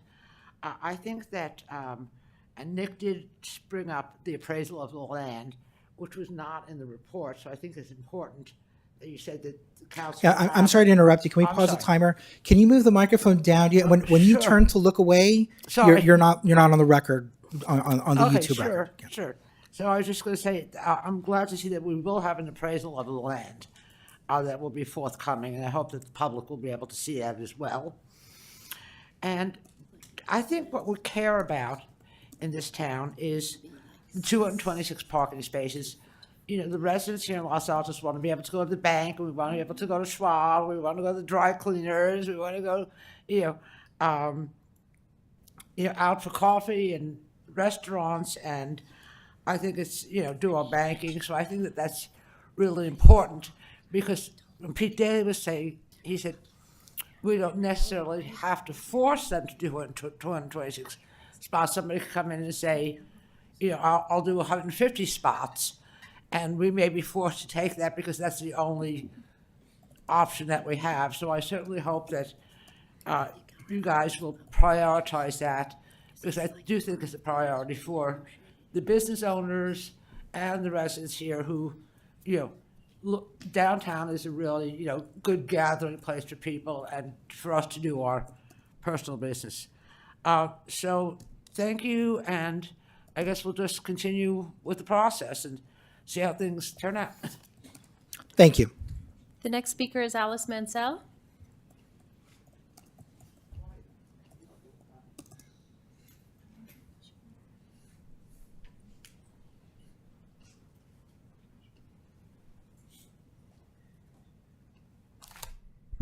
In honor of the Friends of the Library quoting Will Rogers and Mark Twain in their written comment, I'm going to channel Will Rogers tonight for you with some smiles and see if I can get you to laugh. And I planned this before I heard your talk. That's why I have my old California cowboy hat, my Virgin Guadalupe medal, and my pantalones como los antiguos californios. For those who don't know, Will Rogers was a comedian and a national pundit with a national column. He made FDR laugh by poking fun at him right to his face. Super popular. The reason I know this is my dad was named for him, because he had two aunts who were Ziegfeld Follies chorus girls who performed with Will Rogers on the vaudeville stage. Most people who know Will Rogers know his most famous comment, that he never met a man, not a single one, that he didn't like. Maybe he didn't like him later after he met him, but he tried to do that, make people laugh. I was looking up quotes from him today for inspiration on what I might say to you, and I came across this one I'd never read before. Show me a healthy community with a healthy environment. By the way, he was a real cowboy and a pure-blood Cherokee Indian from Oklahoma. Show me a healthy community with a healthy environment, and I will show you a community that has its green infrastructure in order and understands the relationship between the built and the unbuilt environment. Fact is, I just drove Plaza 7 and 8.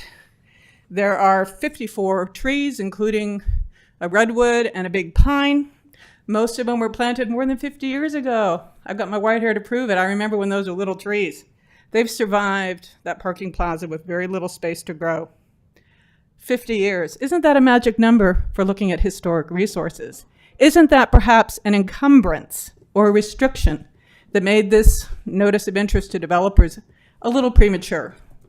Therefore, I urge you to reject this declaration of surplus until you've at least had a discussion about those trees.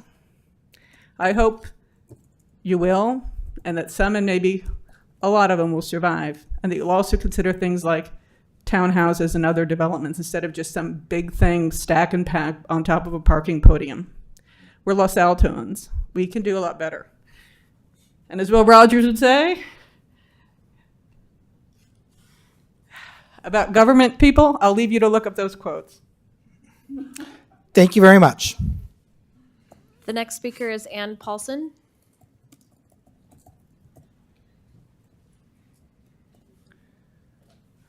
Good evening, Ms. Paulson. Good evening. Good evening, Mayor Weinberg. Good evening, City Council. I'm so excited that we're moving forward with housing on the parking plazas. That was my favorite part of the housing element. And I know that the council shares my goal for an all-affordable housing project on at least one of the parking plazas. I urge you to push forward as much as you can to get to this goal, or at least as close as possible. And judging by experience with 330 Distal, it's pretty hard to get all affordable. I mean, they're not providing $11 million worth of parking, and they still needed a $10 million injection of funds. So it seems very likely that if you want a lot of affordability, you're going to have to be flexible about the parking. And luckily, for one of the plazas, at least, luckily, when the parking consultant was talking to us, he talked about ways that we might find parking elsewhere. And one of those was making some arrangement for leasing or something, some surplus parking that are businesses might have. So I urge you to try to get affordability, at least really a lot of affordability, at least on one of the plazas, and be willing to sacrifice the extremely expensive replacement parking in order to get to that goal. Try to do it if you can. I hope you will. Thank you. Thank you very much. The next speaker is Willem DeLange.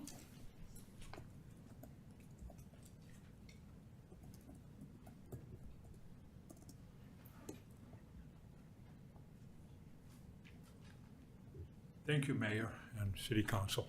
It's a pleasure to be able to attend and to hear the plans. Just want to think it over. But I heard about the green with all the trees. That's of course not a pleasant thing to see being removed, so I'm concerned about that as well. And then also, I think the land was granted by the property owners along the State Street and the other First and Second Street in order to accommodate more parking. So we still need to keep that in mind, that we need to have enough parking. So I was able to participate in some reviews of one property across the post office on Miramonte. There was a quarter-acre property where they wanted to implement 20 units, which is very high density, with about 40 cars on a quarter-acre. So that didn't sit well with the residents, how that would function. So I might see a similar thing propping up here, because all these units will have people that probably need to commute and need their car. And probably per unit I would have 2 parking places, in addition to the 226 that are being removed. So, I mean, I envision this new development to have at least 3 levels of underground parking, and I would demand that, not just getting a payoff to build a big structure for parking cars, which wouldn't fit in the allure of the town. We want to keep the town pleasant. So that would be part of the negotiations. And also green, maybe on the top of the top roof could be green. You know, they could grow a lot of plants to make a good appeal. So anyway, and also during the construction, I mean, I don't see that these parking places need to be available also during construction. I mean, where would people get their revenue from the city? I mean, all these renters in State Street and all that, they can't afford to take a vacation during the construction. So we really need to think through, how do we plan all that? And I would appreciate if we could get more input as citizens. I mean, I've been living in this town for 37 years. My wife, Marguerite, and myself, we enjoy living in this community. We do a lot for the community, particularly for senior citizens. And we love to have some more transparency in how we can accommodate and work on this all together. So I was just today, I got an email that this was planned tonight. I didn't know about it. I mean, I have plenty of other things that I spent my time on, but I didn't see it coming. But I would appreciate more transparency and invitations for comments. Yeah, thank you. Thank you. The next speaker is Eric Steinley. Good evening, Mr. Steinley. Good evening, Mayor and Council. I'm not speaking as a planning commissioner this evening, but as a resident. However, I will begin as the chair of the planning commission. I want to commend the mayor for his presentation of what the law says. It was truly elegant and completely accurate. So, thank you. I wasn't surprised. I'm just offering the compliment. But it did make me think about something, which is that what happens to one parking plaza could happen to them all. They're all subject to the same rule. We could end up with housing on all of them. I don't think anybody wants it that way, but it theoretically could happen. But one of the ways that we can protect ourselves from that, if we wish to protect ourselves, is to build something else, something that is consistent with an agency use. And under those circumstances, I looked at the law, which is always a good place to look, and I see first section of the SLA, with section 54.220 of the Government Code, subdivision B, therefore the second paragraph of that says, the legislature reaffirms its belief that there is an identifiable deficiency in the amount of land available for recreational purposes and that surplus land prior to disposition, that is, sale or lease for housing, should be made available for park and recreation purposes or for open space purposes. And it occurred to me that the vice mayor's suggestion of things to do with parking plazas with parks on top of them, say in Plaza 1, would be exactly the kind of project that would be consistent both with the SLA and with the desire not to build housing on all of them. It would also help to provide space and could be partly funded by the in lieu funds for the housing that would be built, because that would, I believe still, Julie, you'll tell me if I'm wrong, would still be a requirement of development. Yes? Okay. So there would be all this money coming in potentially from the developers, which could help to defray some of the costs of constructing some of these other things. It would be, after all, a park or a public space and perhaps a recreational area. And so that's something that I think we might want to keep in mind and think about as we go forward with this, so that we can have some genuinely mixed use and parks, which we could use more of. It's not as though we had too many of them. All of you ex-park and recreation commissioners know about this, right? So, Sally doesn't know because she was never on Parks and Rec. Okay, but the rest of you know about this because you talked about it endlessly. Anyway, I thought I would throw that in, along with the compliment to Jonathan, as a way forward for this, something to think about as we are looking at various options. So, there you go. Thank you. The next speaker is John Baer.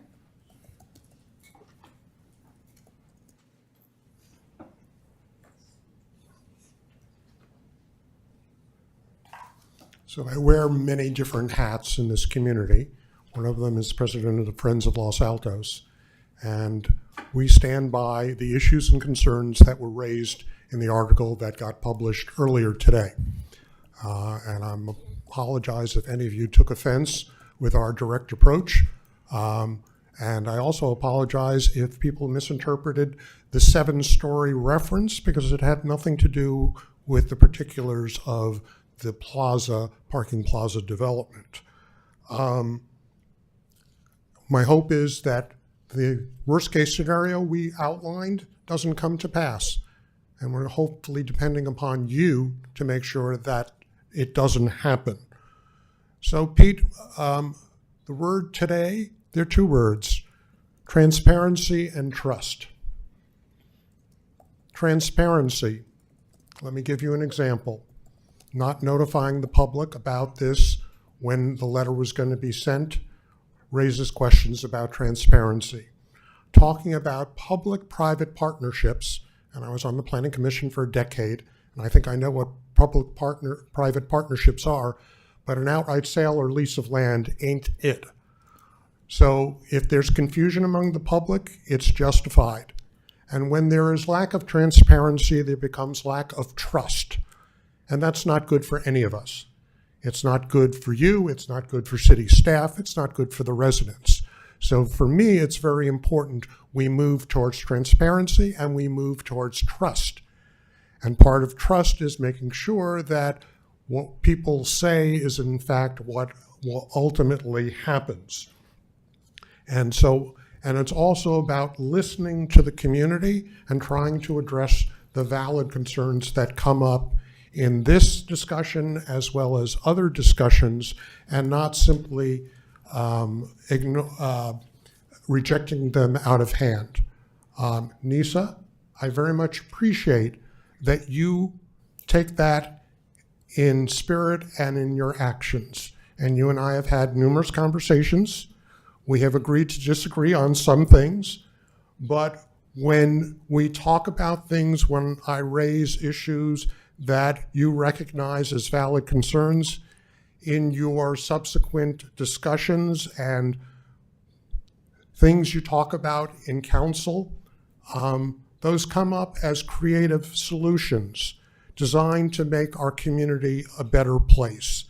I would like to see more of that from all the council, because that's the only way we reach what is important in this community. And certainly additional housing is important, but trust Thank you for your and comments. transparency are equally important. Thank you. The next speaker is Maria Bautista.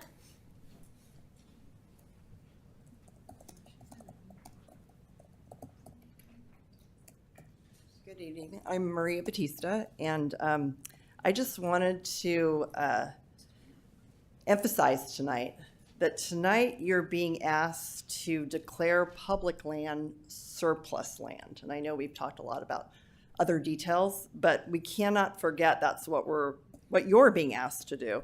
The Surplus Land Act calls out the disposition of public land be made publicly known. And I would just like to draw attention to tonight's agenda that refers to the land in discussion tonight as quote unquote certain property. Other agenda items on tonight's agenda actually give actual addresses. And so I think, again, in the spirit of transparency, it would be really helpful for quick public comprehension for very busy residents when they look at an agenda to understand exactly what we're talking about. The sale of public land is no small deal. And I think a lot of people, as you saw today, are really quite passionate about that and ask you just to be very considerate about this. And the declaration of surplus land really does start the process of possibly losing the land. So again, I would just urge you to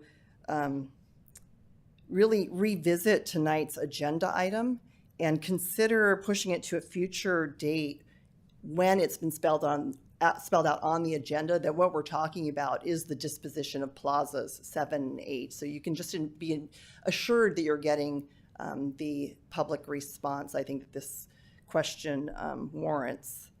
And then I'd also just like to reiterate to another speaker had mentioned that our general plan does also, in consideration of public land use, it does include a very high priority for parkland. I actually sat on the Park Commission for a decade, and I know that Los Altos has the least amount of parkland per capita than any other city in the region. So again, I would like us to just take the disposition of our public land with this sort of seriousness and the gravity that it warrants. Thank you very much. Thank you. The next speaker is Bill Bassett. Good evening. I'm here on actually number 10, but I felt compelled to say something when I heard what's before you. I have never known a person who has sold a piece of land that didn't eventually regret it. And we will regret this sale if it takes place, period. It'll happen. Maybe not the next council, but council down the line. I can't believe there's surplus land when we don't have enough to begin with. We should be buying land if we can, not selling land. And I know that won't have any impact on anyone, but that's my feeling. I'm here on number 10. I can't stay any longer. I have some photographs I'd like you to consider on number 10. Thank you for listening. Thank you.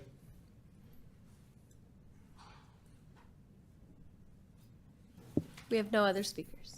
Thank you very much. Then I will close the public hearing. Let me look over at staff. Would you like us to take our break now, or would you like us to continue until 9? I think we could probably finish your topic, Mayor. Take a break now? No, so we can probably Go on till, okay. So let me go ahead and bring it back to the council for discussion or a motion. Who would like to go first? Vice Mayor.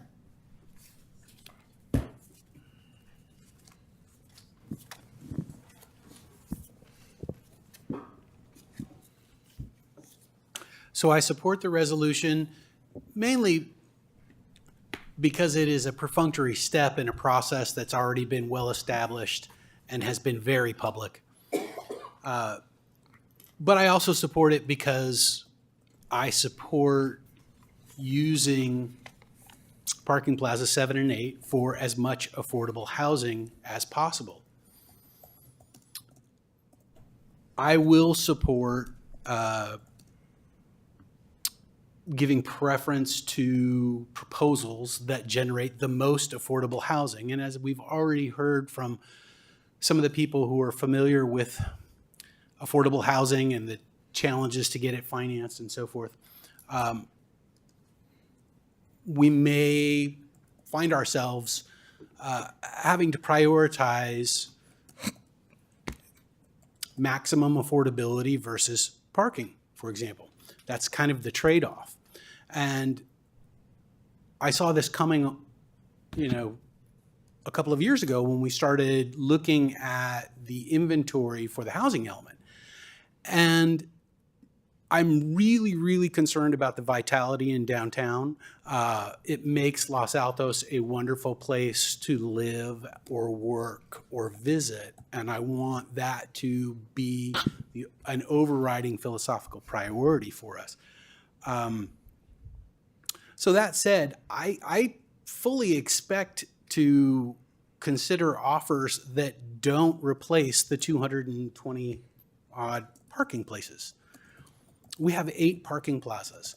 We have also voted to move forward with consideration of and seeking proposals for creating a subterranean parking structure, one of the main goals of which would be to replace any parking that we might lose from, for example, an affordable housing project on Plaza 7 and 8.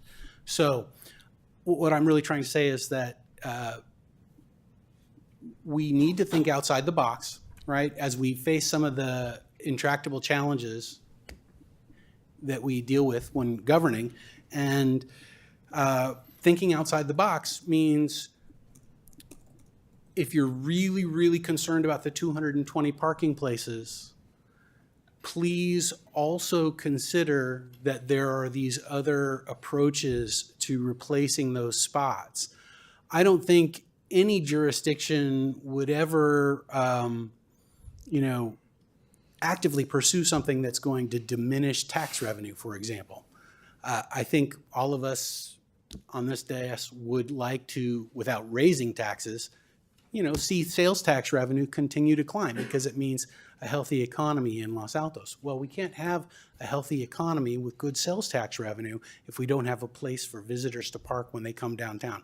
So please don't interpret our prioritization of affordable housing on these 2 particular plazas to be the end of the story, right? The story is actually much bigger and more complicated, and it involves trying to maximize parking on some of our other properties. The last thing I will say is, we have some assets that we can bring to bear to solve our problems. One of the assets that we have is extremely valuable land. Now, in looking at land's potential for development, one of the things that is always a consideration is the value of improvements to the ratio of the value of improvements to the value of the land. In this case, we have parcels that have virtually no improvements on them, and all the value is in the land, and therefore they are,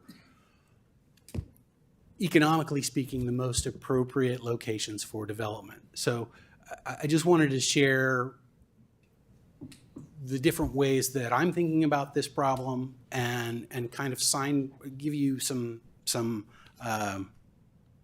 signposts to what to expect from future discussions.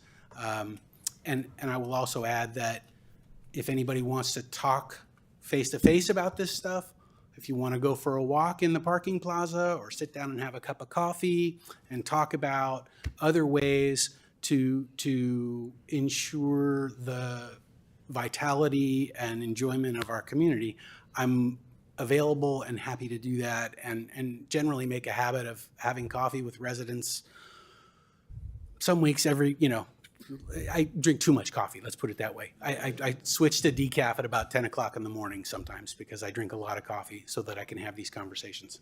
But that's where I am on this. I support the resolution for those reasons. Thank you. Thank you, Vice Mayor. Councilmember Meadows. Okay, so this is big, and it felt big to me when I read it. And I knew it's in the housing element. I know it's program 1H, which, by the way, has been in every agenda. If you look at future agenda items, then we list the progress on all the housing element programs. And I don't blame you for not knowing it's in there, because who would want to read this? This week is 700 plus, close to 800 pages. But this has been, well, one person maybe wants to read it. But this is big even for those of us who know it's coming, because we can see how it will change the nature of our downtown. And you've heard discussion about some of the factors we have to take into consideration. I do want to take a step back and remind everybody, as we said, this has come out of the housing element, which we adopted in January 2023. And was approved in September 2023. And remind everybody that we're doing this because we stayed away from making any changes and putting any needs for more housing in the single-family home neighborhoods. Our single-family home neighborhoods are about 80% or more of our area in this town. So in order to keep these admittedly significant impacts away from the purely residential neighborhoods, we're putting them in other areas that are mixed use in downtown. So this is how we got here. We committed to this when we adopted the housing element, and so that's why we're here. And so I just wanted to remind everybody that we could have maybe not done this, but then maybe we would have rezoned some single-family home neighborhoods. So these are decisions that we made. They don't necessarily feel comfortable, but that's why we're here. So I want to talk about some of the use of the words. So I agree completely that when we use the word surplus, it implies we don't need it, we don't want it, it's extra, we can just toss it out. In the definition that we're looking at here, and the lawyers will probably cringe when I say this, but the Surplus Lands Act, what we're talking about is land that an agency can call surplus because we're not using it for distinctly agency purposes. I mean, right now it's just parking lots. Not to say they're not valuable, but it's not surplus like, okay, I've got 3 pairs of pajamas, so I can get rid of pairs 4 and 5. Sorry, bad analogy, it's getting late. But so surplus doesn't mean we don't value it. It just means per the Surplus Lands Act, that's how it defines surplus. neither are we, no matter, and we're not actually talking about what options. We don't know if we're talking sale or lease, or what proportion of affordable housing, anything else tonight. But whatever happens, we're not giving away land. We're essentially negotiating a deal to get the best value and the best community development, the community benefit out of it. Is it going to look the same as the community benefits we're used to today? Probably not. I mean, we're not used to housing downtown. But this is what we actually first started talking about this when the downtown vision work went on, and it was in various parking plazas were identified with various things. And in fact, Mr. Steinley's suggestion of a park with parking underneath is actually planned for, I think, Plaza One. I don't know if that's the right number, but that's one of the plans on the other that's already in a feasibility study. So there's a lot of moving parts. I understand the discomfort with this, but it's not the same as surplus as in useless, and we're going to give this away. That's not what we're trying to achieve. And then back to what we're doing tonight. It is a procedural thing. We've said that we're adopting this approach for plazas 7 or 8. And again, I'll remind everybody that we're not obligated if we don't get offers that work. We're not obligated to take those. But we've said we're going to make this declaration. We're going to call this land surplus per the definition in the Surplus Land Act, and we're going to enter that process and see what we come up with. We may not come up with anything. We may come up with some things we don't like, or there could be some good ideas in there. Those will all come forward back to us. So because this is essentially a procedural step that even if the public hasn't followed, and I can completely understand why you wouldn't know that it's there on page 783 or whatever page number it is. This has been planned for quite some time. So I support the resolution for tonight, and we're going to have lots more discussions about what this might look like moving forward when we potentially have some proposals in front of us. Thank you. Thank you, Councilmember. Okay, it is 9 o'clock, so I would like us to take our break right now. When we come back from our break, we will determine whether we're going to finish the entire agenda tonight. My inclination will be that we will, even if it's a late night, but I will poll my colleagues. So we will be in recess for about 10 minutes or so.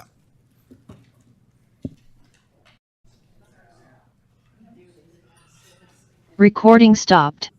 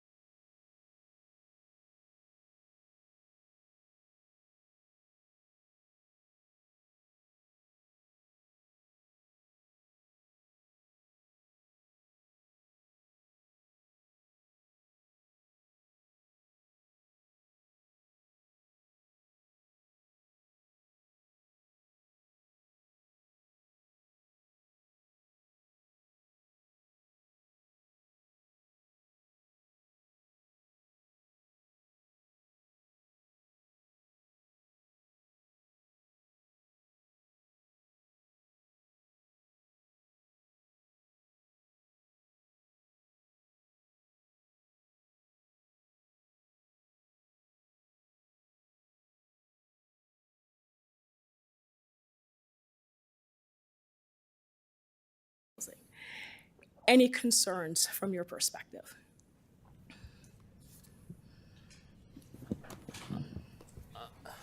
If the council can, if the city attorney would agree that adding a whereas is that the city of Los Altos City Council will provide preference to proposals that include 100% affordable development with a land lease. I think we could do that, yes. Because it wouldn't prevent proposals for other things. We just want to make it clear that in an ideal world, this is our preference as a community. Right. Okay. And the city attorney missed the beginning of that, so we may have to repeat it for her. Is it going to be we may or we gonna shall? Right, I mean, it would have to have the full flexibility of, because we don't know what we're getting proposed yet. Which is what I was previously trying to explain to the council, is that this is just the declaration, and that the council kind of policy and decision is not finite to this resolution. This will be back before the council, so it's going to be the decision of the 5 electeds to have that preference. We also need to take into account the SLA kind of requirements for the priorities of what projects kind of go into the ranking order again. So whoever's providing, obviously, if they're 100% affordable, they're going to go to the top of the list.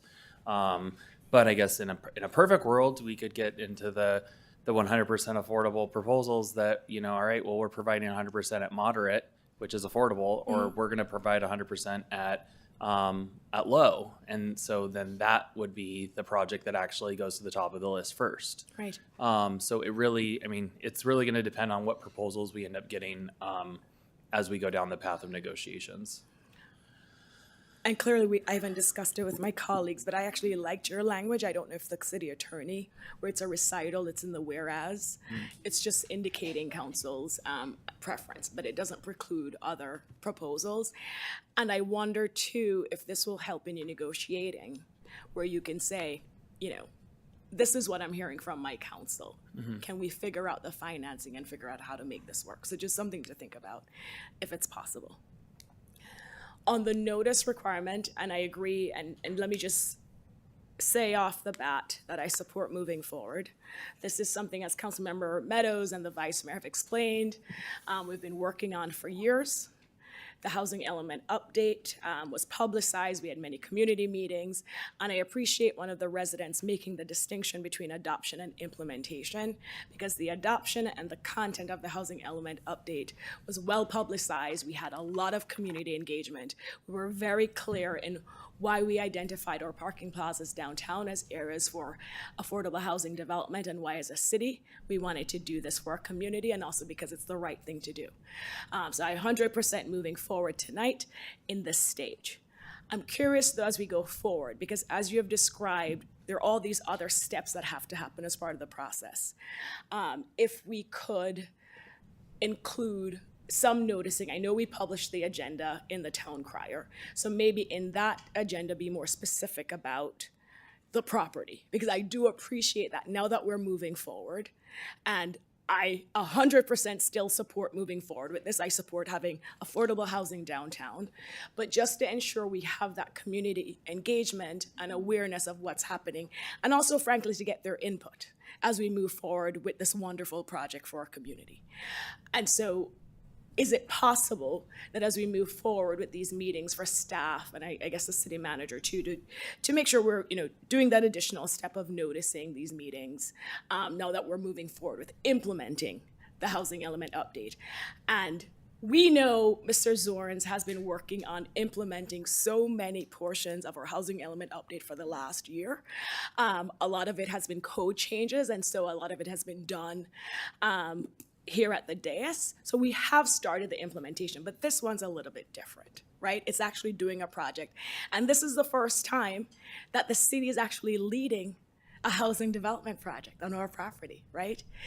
So it's a little different, and so if possible, I would support taking that extra step and informing our community about what's happening.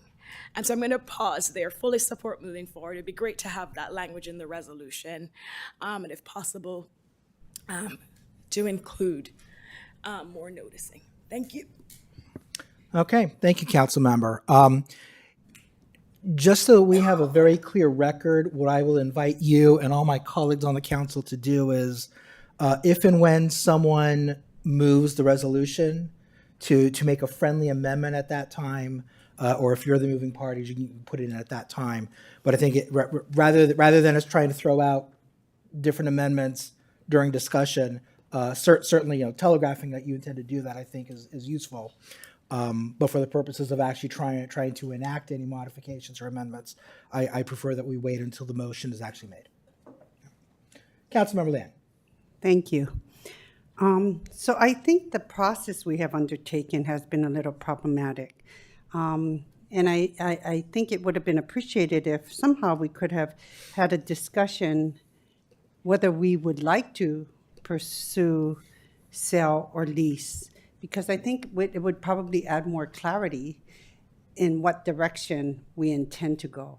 Because if we would like to hold on to our city land, it would have been made clear, and then the proposals that we get would be directed just for that. The housing element was passed, and during the process, we kept emphasizing that we would be providing opportunities for public input. Yet we are not giving. We want to make sure that we want the public to provide input on how we move forward on whether we are selling or leasing this land. And many would like to know which direction we may be going. So having that discussion first would have been beneficial. It is up to council to be good stewards of the public's interests. We were elected to represent the people who voted for us. So in 1955, the businesses and the city made an arrangement that the city would be caretakers of the parking lot. And the city accepted that responsibility on behalf of the public's interests. So it is troubling to suggest that this land that we accepted on behalf of the people to now be declared as excess or surplus. This land is being used by the public every day for parking and open space for downtown shoppers. The public is concerned that we, in our care and duty to the public, that we would consider allowing a developer to get the public land for zero interest or suggest allowing a bargain sale.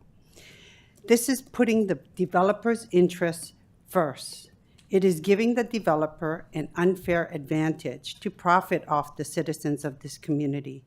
The citizens need to receive what is fair for the land that they gave up for another project than what is there now. The citizens voted for us, which means they trust us to represent their interests fairly. Even though we feel that housing is a priority, then we should help to make that clear. And so having that language in the resolution, as suggested by Councilmember Fliger, would be beneficial. And I think it would be helpful, and I think I had been advocating all night to have some clarity to demonstrate our intent moving forward. So I don't feel we should abdicate this responsibility. We are bargaining the public land for private interests. So we need to be clear about it. We have the right to repurpose open land, but we should not do it at the expense of our residents.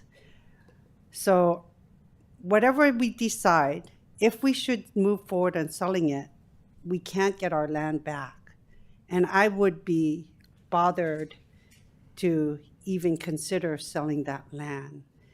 So if we're going to have to let it go, we surely need to keep the public engaged in what process we are going to do and what process we're going to undertake. So if I know you did it in the Q&A on what we should do and what steps we're going to take, but I think that if we intend to be transparent, we need to make sure that we put sandwich boards at those plazas, notifying them about this meeting, being clear that these are the plazas we are talking about.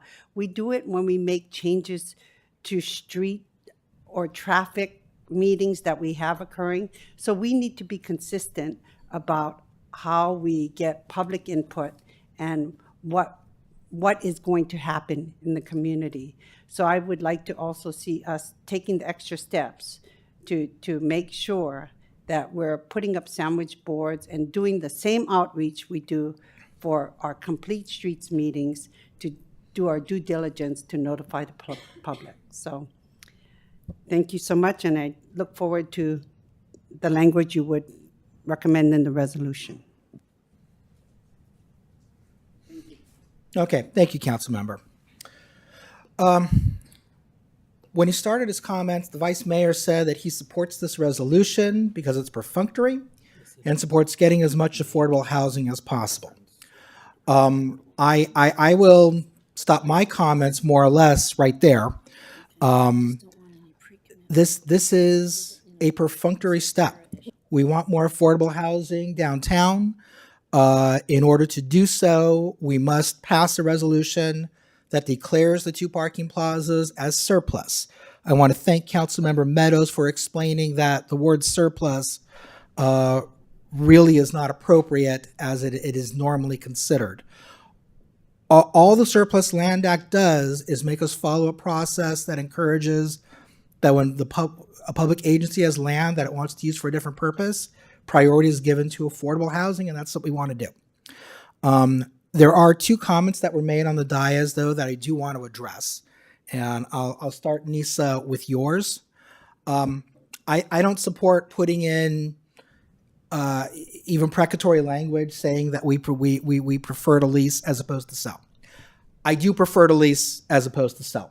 I think everyone on this council would rather lease as opposed to sell. I think everyone in the city would rather lease as opposed to sell. I think staff is very clear that we would prefer to lease as opposed to sell. I am a real estate attorney. I have been involved in probably not thousands, but hundreds of sales of land, leases of land. And one of the great things about real estate law is you can be really creative. I mean, it seems really dry and boring, and sometimes it is. But when the deals are getting made, you can be really creative. This is not really applicable to what we're doing, but I'm just going to use it as an example because it's easily understandable.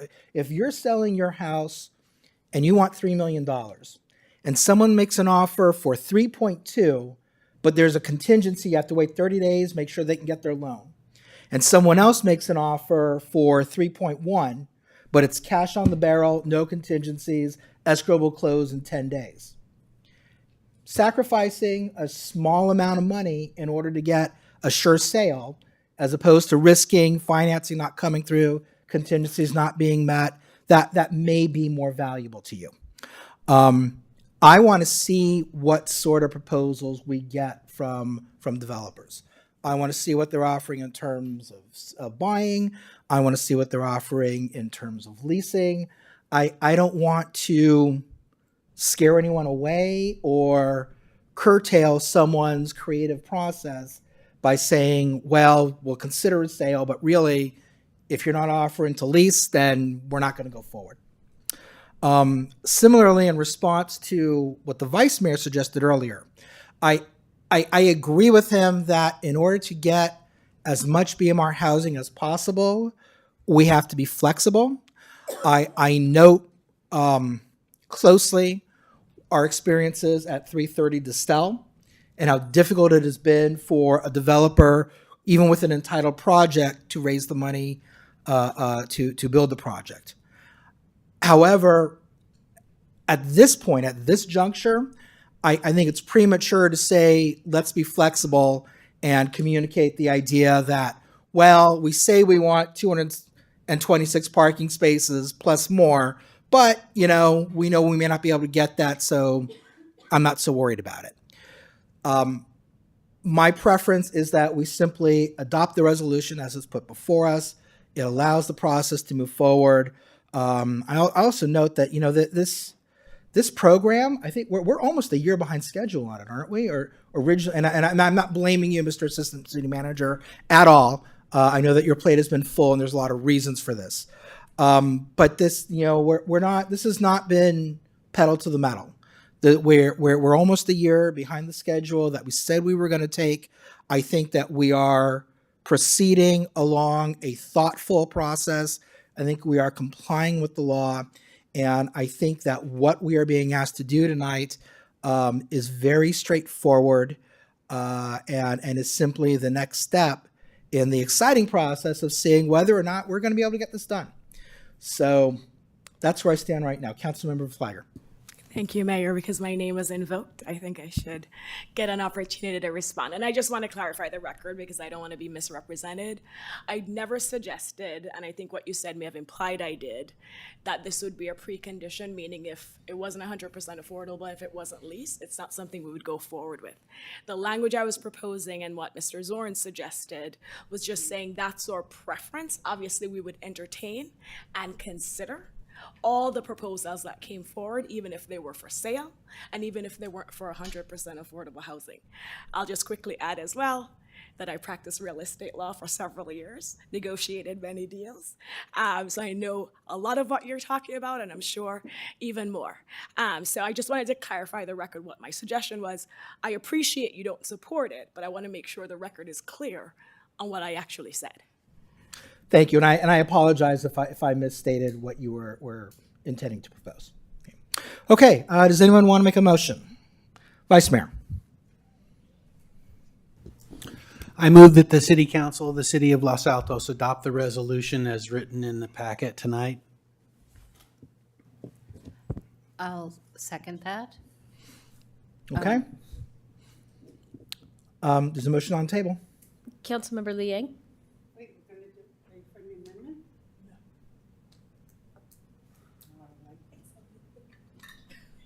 Okay, I thought you were going to add that. Shucks, okay.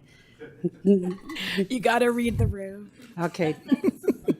No. Councilmember Flagger? Yes. Councilmember Meadows? Yes. Vice Mayor Daley? Yes. Mayor Weinberg? Yes. Motion carries 4-1 with Councilmember Liang opposed. Okay, thank you very much to staff. Thank you to my colleagues, and thank you to members of the public that stuck around and gave us some very useful and important public comments. We're going to move on to item number 7, which is to declare 4898 El Camino Real a public nuisance. And I will turn it over to Assistant City Manager Zorns. Is this you as well? Yes, it is. All right. So council, this is going to be fairly quick on my part. Everything is contained within the staff report and then the drafted resolution for declaration of a public nuisance. In short, this property has been in visual decline from lack of property maintenance as well as significant transient population activity causing further destruction to the interior and exterior of the property. There was a notice of abatement order issued by the chief building official in April. They were given an initial 60 days to demolish the building. We granted a one-time 30-day extension, which concluded during the council recess in July. And then as of August 1st, I issued a nuisance abatement order, which was giving them 30 days. That will conclude this week. However, the nuisance does still exist pursuant to our code. And as such, we are moving forward with a declaration of public nuisance, which is before the council tonight. And myself as well as the building official are available for any questions of the council. Thank you, Mr. Zorns. Any questions from staff? Questions from council for staff? Nope. All right. Is there any public comment? I have no cards. Okay. Then I will bring it back to council for deliberation or a motion. Councilmember Liang. I'd be glad to make a motion to adopt the resolution of the City Council of the City of Los Altos declaring the building located at 4898 El Camino Real, Los Altos, California, 94022, a public nuisance pursuant to Chapter 11.10 of the Los Altos Municipal Code and directing the city manager to abate the nuisance. I'll be delighted to second that. Councilmember Fliger? Yes. Councilmember Liang? Yes. Councilmember Meadows? Yes. Vice Mayor Daley? Yes. Mayor Weinberg? Yes. Motion carries unanimously. All right. A 3-minute item. Great. Okay. That brings us to item number 8, development fees. Let's see if third time is the charm. Assistant City Manager Zorn, should I give you the floor again? Yes. Thank you, Mayor. So this is going to also be equally as quick to cover. This item is actually the third time before the council, as we've continued it twice from a date certain under previous considerations. As such, this item has not substantially changed other than the one provision as discussed at the June 25th meeting, which was to include an exemption for below market rate units being exempt from the payment of development impact fees within the city. So that has been incorporated into the draft language, and as such, it is ready for the council consideration again. Thank you, Mr. Assistant City Manager Zorns. I will look to my colleagues on council. Are there any questions for staff? No? Do we have any public comment? No. Then I will bring it back to council. I don't think we need to adopt the Steinley procedure for this one. We've gone through it several times. So rather than going through the statute section by section, which is useful the first time we look at it, I will simply look to my colleagues to see if anyone has any comments they would like to make, or if anyone would like to move that the council adopt by title only and waive first reading of the ordinance. I'd like to make a comment. Councilmember Liang. I appreciated the changes made here by Assistant City Manager based on the direction provided by council, but I preferred the original recommendation made that was presented before us without the changes. So tonight I won't be supporting this item. Thank you. Thank you, Councilmember. Any other comments? Councilmember Flygor. Thank you, Mayor. Mr. Zorns or Ms. Houston, there were 2 bills this year, and I wrote them down, SB 937 and AB 1820. SB 937 was the delay of payment of impact fees, and AB 1820 was the full disclosure of impact fees at the beginning of a project. In the language of the draft ordinance, I read it to mean that we can require payment at the beginning, at the issuance of the permit, and I want to make sure that this aligns with these bills. There's language in 3.60.040 that appears to be in conflict with SB 937 and AB 1820. If it's not, then obviously I support it.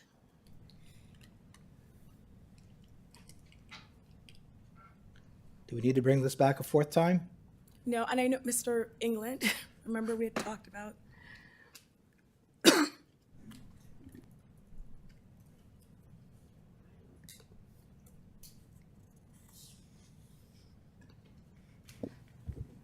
So SB 937 is the Wiener bill. They're all Wiener bills. All these are Wiener bills.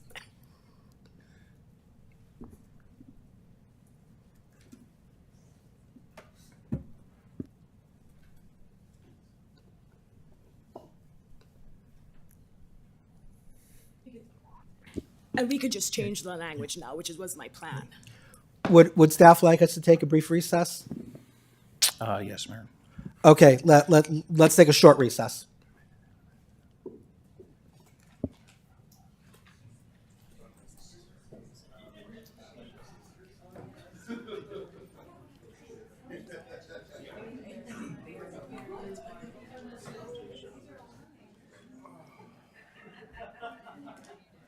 You can usually do, you can.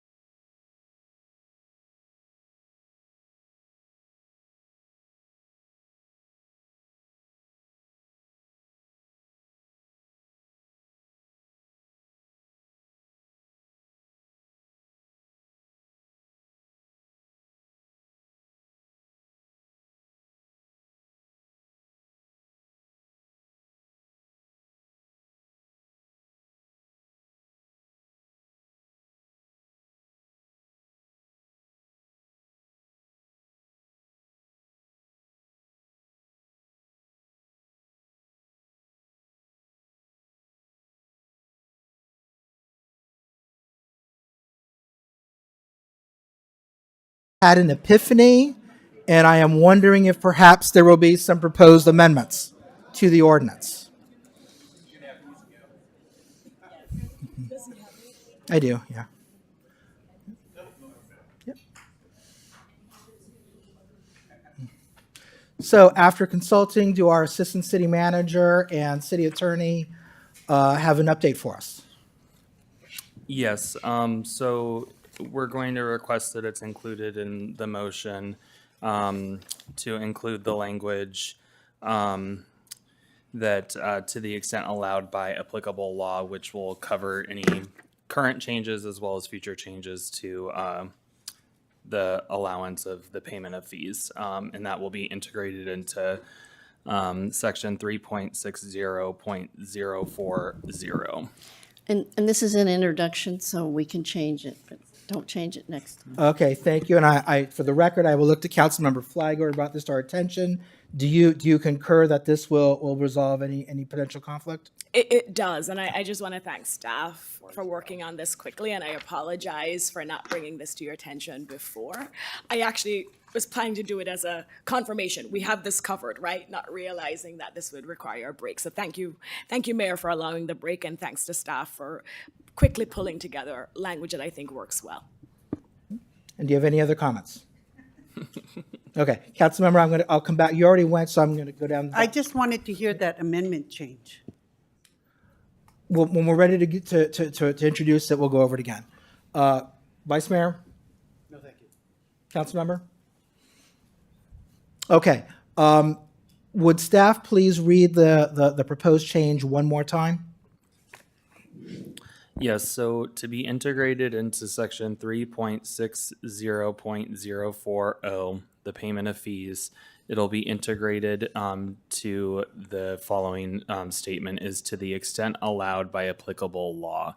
And that will be inserted into essentially the third line after the word phase. Thank you.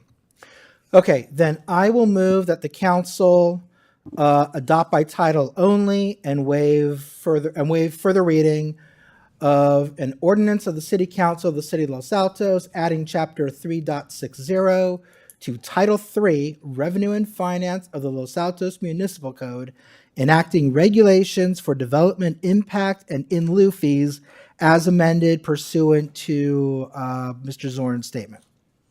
I'll second. Councilmember Lee Eng, No. Councilmember Meadows, Yes. Councilmember Flagler, Yes. Vice Mayor Daley, Yes. Mayor Weinberg. Yes. Motion carries 4-1 with Councilmember Lee Eng opposed.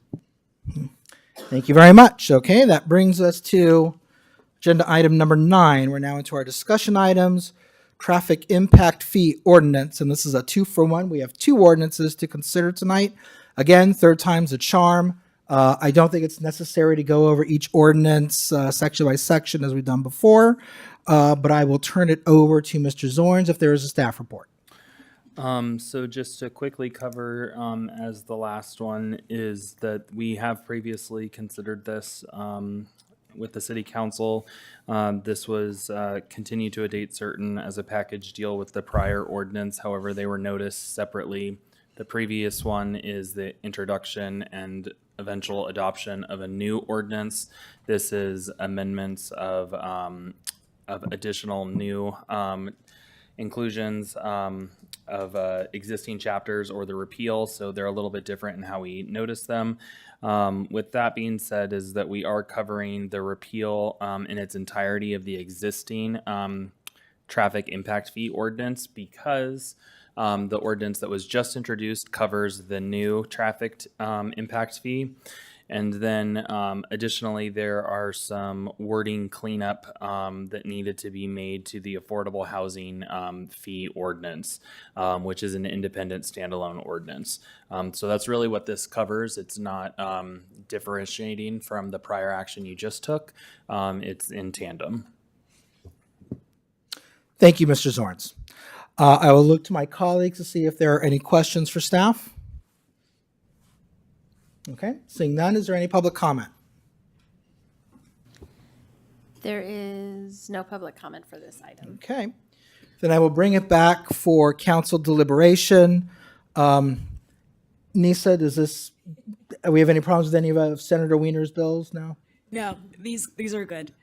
Okay, so I will look to my colleagues, see if anyone has any comment, or for two motions.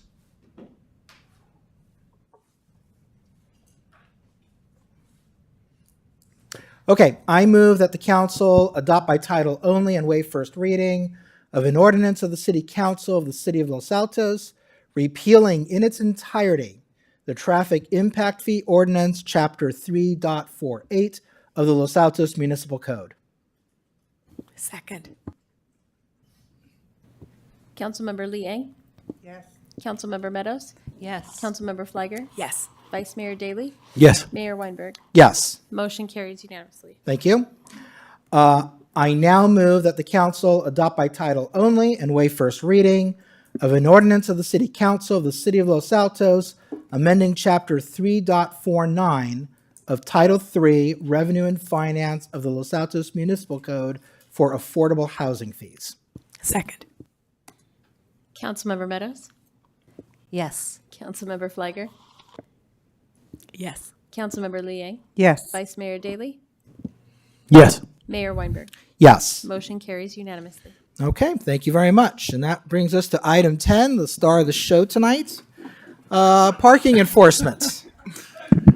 I know everyone really wanted to be here for impact fees, and you're just entertaining us by remaining for parking. We appreciate that very much. Thank you, Mayor.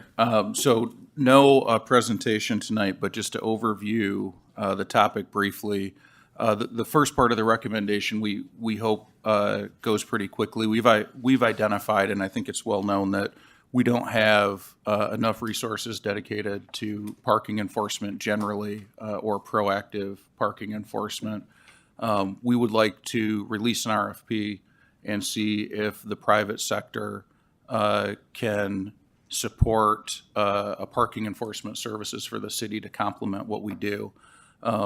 If the RFP comes back and it's not favorable, we would look to supplement the current staff that we have as outlined in the council Q&A today. But we would like to move forward with more proactive parking enforcement in the neighborhoods around schools, at parks, libraries, et cetera. The second part will require a little more discussion, I think, because it's not as clear. We have historically in the city and over time had different standards for parking restrictions and no parking, often in similarly situated neighborhoods. So you'll see a neighborhood that has no parking restrictions on one street and parking is allowed on another street, or different parking restrictions from street to street, so different times or different days, and certainly different enforcement around those. We used in the staff report the Jardine neighborhood, which is not the specific topic tonight, but it's certainly become, unfortunately, emblematic of how this varied approach over time has shifted burdens between different homes and streets. And then the last part we just said, if there's anything you want to discuss, throw it out now.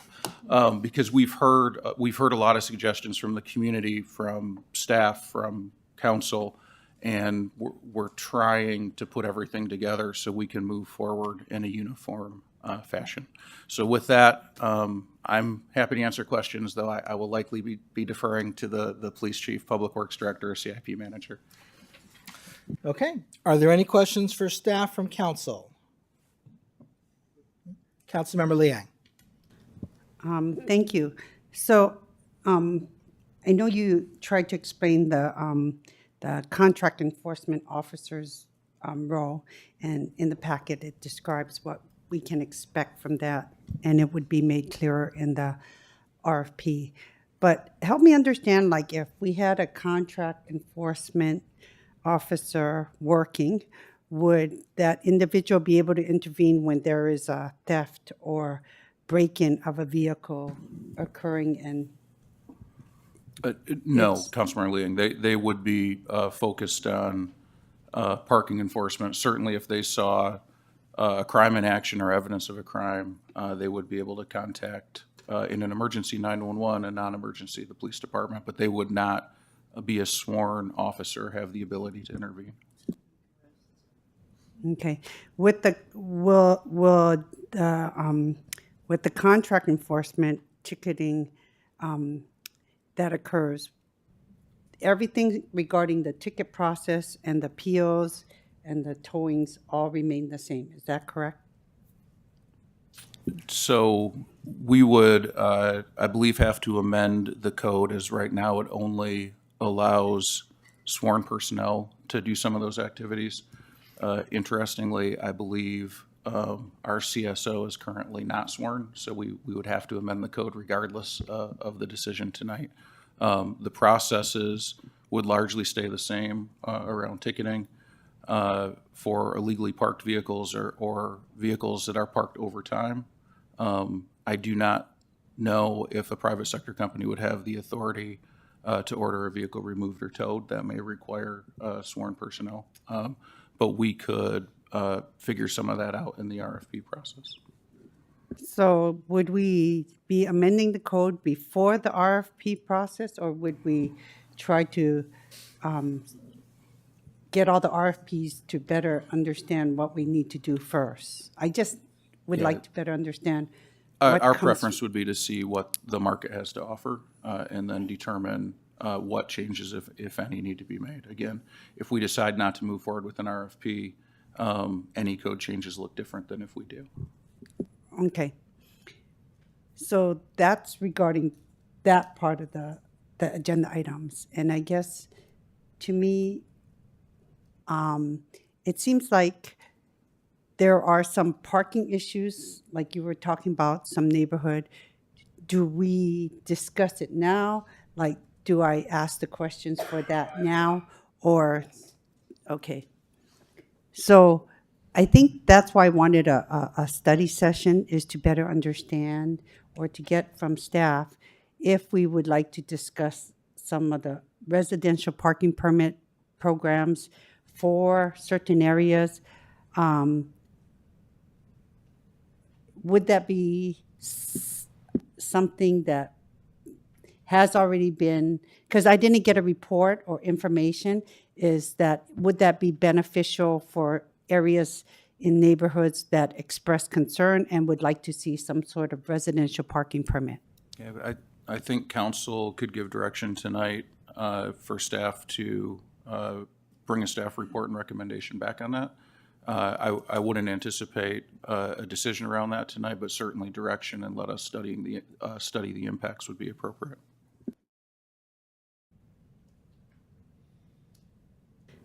Okay, thank you. Councilmember Flagger. Thank you, Mayor. And Mr. England, you just answered one of my questions. Were there different types of parking restrictions and permitting processes? And it sounds like if that's the direction, then you would come back with different options and different ways to do it. On the private sector parking enforcement estimate that we have and what we would envision for a city, are we anticipating or factoring in majority of the city wanting parking restrictions? So are we thinking it's just going to be around the high school and Mountain View and Los Altos? Or are we, when we budget what the private sector enforcement officer would cost us, are we envisioning possibly having this be a citywide service? So it would be citywide. We would essentially be purchasing hours of parking enforcement service, proactive parking enforcement service. One of the things we included in the staff report is the new daylighting law, which will be important when we talk about complete streets and circulation around both population centers, schools, and businesses, that would require proactive enforcement, people to be out in the neighborhood. But from a practical standpoint, you're not patrolling the same spot like you don't have a regular beat. It's not the same spot every day. So we would vary where the enforcement goes. And also if we had a number of complaints in a certain area, we would send them out there. And then just to follow up on that, where we talk about making parking restrictions uniform in similarly situated neighborhoods, would these requests be neighborhood driven?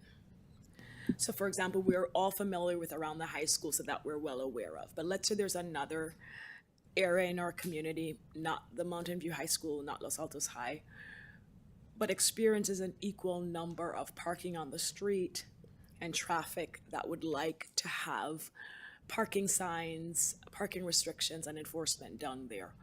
What process do you envision for the community to engage with the city to say, can you do a study here in our neighborhood? We do this with a lot of our safe routes to school where we go and count. So I'm just curious what that process, if staff has thought through that process. So we have, and I'm going to invite Stephen Sunup, our CIP manager, to answer the process he engaged in for Jardine, where he made his recommendation for no parking. Good evening, ma'am. To answer your question regarding study, when I do get a complaint regarding parking situations, I actually do go out to those sites, and I actually spend extended amount of time, look at how the traffic pattern goes. I do talk to some of the residents, some of the parents, and so on. A prime example that is outside the high school area would be on Covington. We did install we have installed no stopping signs out there, but we're unable to do enforcement. So the parents are currently parked in the red curb right in front of no stopping signs, and vehicles are parked in the bike lane that the bikes are trying to utilize. So I mean, there is not a simple process of residents wanting a no stop. It has to be a reason why. So I actually do go out there and take extensive studies, field observation, see what's really driving the fact. So. Appreciate that. Thank you.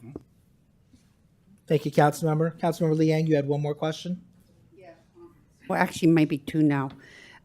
So when we may want to provide direction and bring back recommendations, that might alter the amount of time we would need to have the contract extended. Shouldn't we try to resolve what mitigations we want in place before we extend the RFP so we can better understand what is needed? Then perhaps that might affect the costs of the contract. So I just need to understand this. Certainly, Councilmember Liang. We have not released the RFP yet, and what is included in the RFP will largely be based on the conversation that happens tonight. Okay, the second question, I don't know if it's you or the chief, because we would have to amend the code, because I think some of the work would be needed to have a sworn officer to handle some of the situations here. So I think perhaps maybe, Chief, you can better explain whether to expand and seek more sworn officers and versus having this parking enforcement contract. Or maybe you want to answer. Yeah, That's fine. I'll take that first. I think we ask our police officers to do a lot of things. And one of the things we've tried to do is make sure we don't ask our police officers to be animal control, or we don't ask them to do parking enforcement unless it's a life safety issue. So if we decided not to go forward with the RFP, we would still need to do proactive parking enforcement, but we would do that with the CSO, Community Services Officer, as we're doing today and as we've done in the past. I agree with the chief that we have a need for supplemental staffing. We put in the budget a crime analyst. Chief has already made a request that we've approved for community engagement officer, and we're working right now on what the appropriate officer staffing is, but I don't think that's part of the conversation tonight for parking. Okay, I'm just better understanding resources and the return on the investment. Thank you. Look to my left, Councilmember Meadows. Thank you, Mayor. So just a couple questions. So again, we're probably not going to have an in-depth conversation tonight about what the consistent treatment of parking around, and I wouldn't say parking around schools. I think parking around high schools is different than parking around elementary schools. You know, the students aren't driving themselves unless they've snuck out of the house and taken the car, but let's not talk about that. So we're going to go back and we're going to develop guidelines.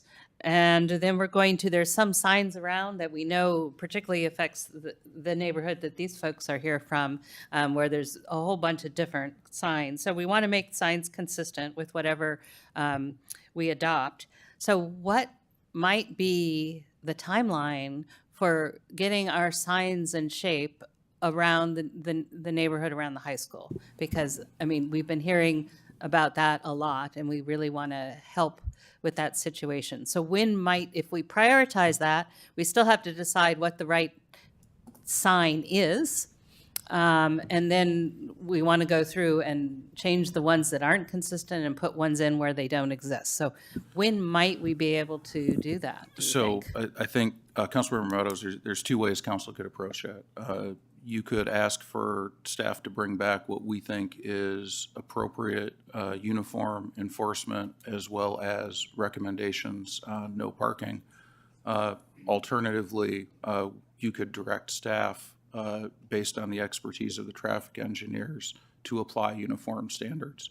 The CIP manager made a recommendation, for example, for no parking to the neighborhoods north of Jardine. If council were to generally accept that uniform approach, then the neighborhoods to the south of Jardine and the streets would be treated similarly. And the timeline on that is? So the timeline on that is very quick. The timeline on the first one is longer because we'd have to come back. So it really depends on how council approaches it tonight. Okay, all right. And then my second question is, you mentioned the daylighting law, and I'm familiar with that, by no means expert in it, but I don't know if the public is aware of what this law is, and how are we going to educate the public, and how are we going to indicate that in front of these crosswalks, you know, there's actually now an area where you're not supposed to stop, and, you know, are we going to be delineating them with other colors of paint? We heard someone refer to purple. I don't know, we've used purple yet, but, you know, so with this new law, help us you know, explain what it is, and then how we think we're going to be delineating that area. So I will say I'm introducing no new paint colors across town. we have learned on that. So the daylighting law is it's a law that was passed and became effective earlier this year, but you cannot be cited for it until next year. Right now, you can only receive warnings, and it is I believe 20 feet. Don't quote me on that, the chief can correct me, but it's actually any marked or unmarked intersection. So it's any intersection you can apply this to, and the idea is to give more visibility to pedestrians, to bikers. If you drive around town, you'll see a lot of people parked under stop signs, parked very close to the intersection, makes it difficult to pull out. The daylighting law is designed to reduce that. And we should be, though we don't have the resources, we should be out in the neighborhoods right now educating people on that law and letting them know it's a warning now, but in the future, it won't be a warning. It'll be a citation.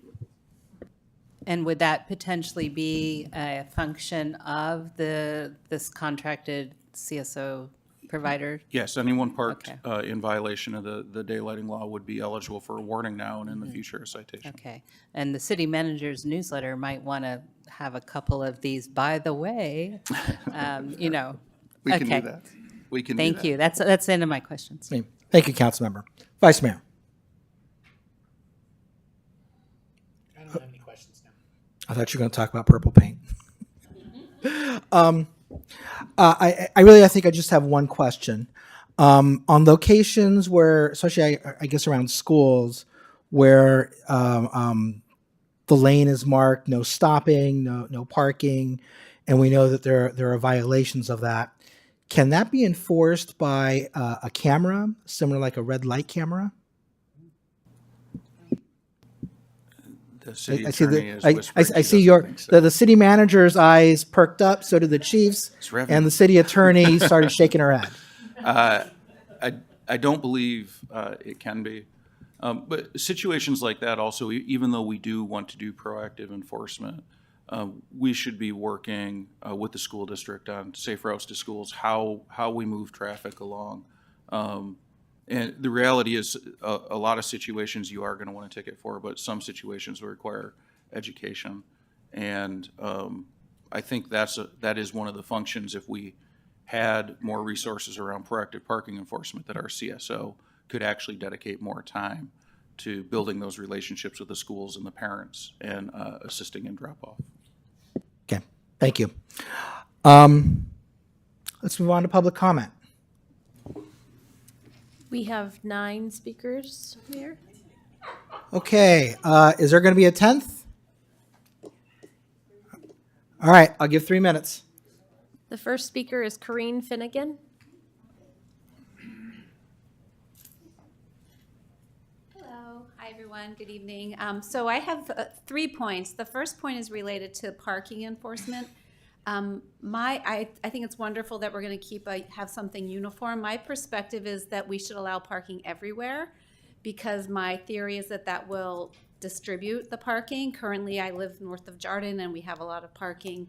The reasons I don't want parking signs is because we have this nice rural character in Los Altos, and I feel like having signs up and down our street is not going to be very welcoming to people coming. Also, I won't be able to park in front of my house. My friends and people who visit, service people, won't be able to park in front of my house. So those are reasons why I prefer parking allowed everywhere, with the theory that it will distribute things. A second point I wanted to make is I know there's a proposal to have a no left turn from Casita to Jardin, and I don't think the sign has gone in yet because apparently it's back ordered, which Gabe told me when we talked on the phone. But I am not in favor of that sign either, because I believe, people coming to go to Almond School can't take a left turn to go to Almond School. But my bigger concern is people are going to be forced to take a right, go down Jardin, and they have to drop their kid off on the wrong side of the street or do an illegal U-turn. And I feel like it's trying to solve a problem, but maybe just makes things more complicated for traffic and congestion. So I would request that you consider not putting that sign in. And the third is in general, someone mentioned cones. It'd be really nice if there's a lot fewer cones, but when the project's over, just like fewer cones, fewer sandwich boards, which someone referred to them. I don't know what they'll call those things, but fewer pylons and things would be great too. So thank you. Thank you for your comment. The next speaker is Camilla McCrae. Nice to see everybody again. It's kind of our Stanford continuing education program. But thanks. I'm going to reiterate a lot what Corrine said, and so I just want what we do, whatever you all decide to do, at least this is about the high school piece, to have it be consistent. And right now, as you know, some streets have no parking, many of us do not. We know there's not enough parking at the high school, and that's not going to happen overnight. So my answer is I don't want the parking signs either. I think it'll make us look like a commercial zone. So I just want it to be equal for all. So take away the no parking signs that are on Alicia and Valencia, and then we'll all just share this burden together. And what is a pro and con on that? So the pro in that is it's low cost. You don't have to contract the code enforcers to be coming down the street and dealing with that. We get rid of the ugly parking signs. And more importantly, you don't have to do residential parking permits that we're talking about, which means we'd have to be coming in and requesting those. And it's just a hassle. That's not Los Altos living. Saying that, I feel badly for my neighbors that are much closer to the school. You all are taking a hit, and it's really bad. And if the high school could be another good neighbor with us and find other ways to allow the students to get on. What we're seeing on the north side is that the students are like all of us. You're late, you're going to go to the easiest place to go to get to school.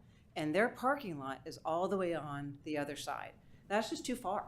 They'd have to traverse a really long way only to get there and find out that extra 3 spaces is gone. So they are parking where our neighbors, that's just going to keep going. But if we could share the load, that would be my big vote. And again, I think that's just a low-cost method to do it versus this code enforcement for the neighborhood piece, for the safety. Awesome. Lastly, around the distal sign, the Casita and turning left. I just think it's going to be confusing. There's a lot of signs, and that congestion that happens in those 30 minutes is too much cacophony going on. And already it is very uncomfortable for anybody to want to turn left because they're going to go and hit the kids in the crosswalk. You got opposing traffic both ways. They're going to figure it out. And most of them are doing U-turns and ducking out. It's crazy. But I also think it would just be really incredibly difficult for the regular traffic pattern when school is over. So on a weekend, you have yet another sign telling you not to do something that's just not the way that the traffic pattern would go. So I would highly encourage places to make it equal for all, and my preference would be no parking sign after parking sign on the residential streets. Thank you for your comment. The next speaker is Nadeem Malouf. Thank you. Good evening. So I have the privilege of walking my dog every morning on Jordan and all around the high school, north and south of Jordan. And first, thank you for repaving Jordan. That was a big improvement, but it's still mayhem. The left turn is a problem on Casita from Jordan because you have the students who are crossing the sidewalk, the crosswalk to the high school. And traffic does back up, and people tend to do crazy things when traffic backs up. The second thing is kudos to all the students who walk and bike. I see you. If you're watching tonight, kudos to you, okay, because you are the solution. They take VTA, bus 40, they get off at San Antonio and they walk. We need more of that. And a lot of kids drive their big F-150 trucks because they want to show off, and that is not cool, okay? So sadly, I know there's a lot of goodwill, and the high school, the assistant principal is here. Thank you very much, Derek, right? There's a lot of goodwill, but we have restrictions, also have limitations. Limitations is space is limited right now. Second, we have to change behavior. And you're not gonna change behavior until it hits somebody in the pocket. And these kids have to understand that it is cost to parking. Idea that we can spread the parking all around the neighborhood is not gonna solve it. There's a couple of hundred cars, I counted actually this morning, 40 cars parked on Los Niños. Just Los Niños, 40 cars this morning. Okay?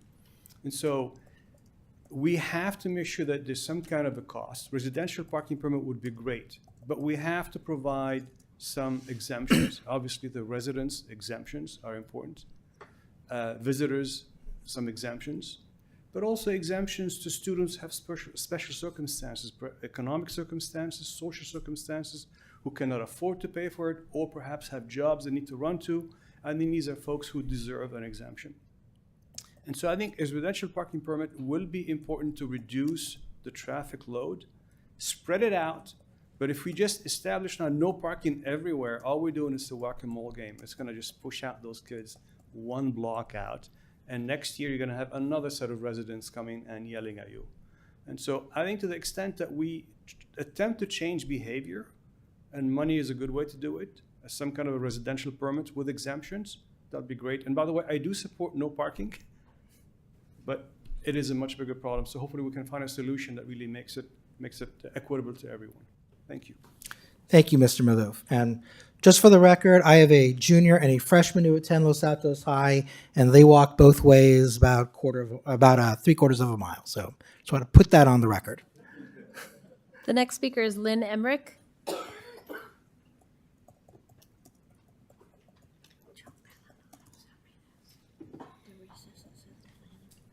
Good evening. I'm back. Based on our past meetings regarding the parking, I just want to emphasize a few points that are still very concerning. Since the school can't solve the problem because they just don't have the space to help all of us out, we need the city to help us. Can you move the microphone lower? Thank you. Okay. The first thing is lack of parking restrictions north of Jordan makes Los Niños, Distal, and Casita the worst of all 5 of the streets. They're extremely congested with parking on streets that are too narrow to accommodate both the moving traffic, dropping kids off and picking them up, plus cars that are just lining the streets. As the gentleman pointed out, 40 cars on our street. This is worse than last year. It gets worse every year. It's not getting better. These three streets are the most congested, but there's still also Alicia and Panchita are affected, but Los Niños, Distal, and Casita seem to be the worst. Second thing is parking restrictions on 3 sides of the high school that has been mentioned, and none on the north sides is completely inequitable and causes way too much parking on these streets and is a huge inconvenience to the neighbors, and it's dangerous on our streets. Third, parking restrictions within a 1-block radius of the school, which was suggested by the city engineer's detailed report last spring, would spread out the available parking and encourage students to park on campus or find other means of transportation. And we wouldn't have the moving traffic along with the parking. If there are residents on a particular street who acknowledge that they are not severely impacted by students parking and don't want restrictions on their street, then there should be discussion to see if their wishes can be accommodated. However, the streets that are severely impacted need relief and equity. Regarding the new Jardin painting, the Jardin new striping is an improvement and it is less confusing. However, parents and students continue to do anything they want to do with no acknowledgement of paint, signs, or sidewalks. They don't use them. Students are in the middle of they stop in the middle of the street, they're double parking, they're parking in the bike lanes, U-turns everywhere, and more chaos behavior everywhere you look, and it is dangerous.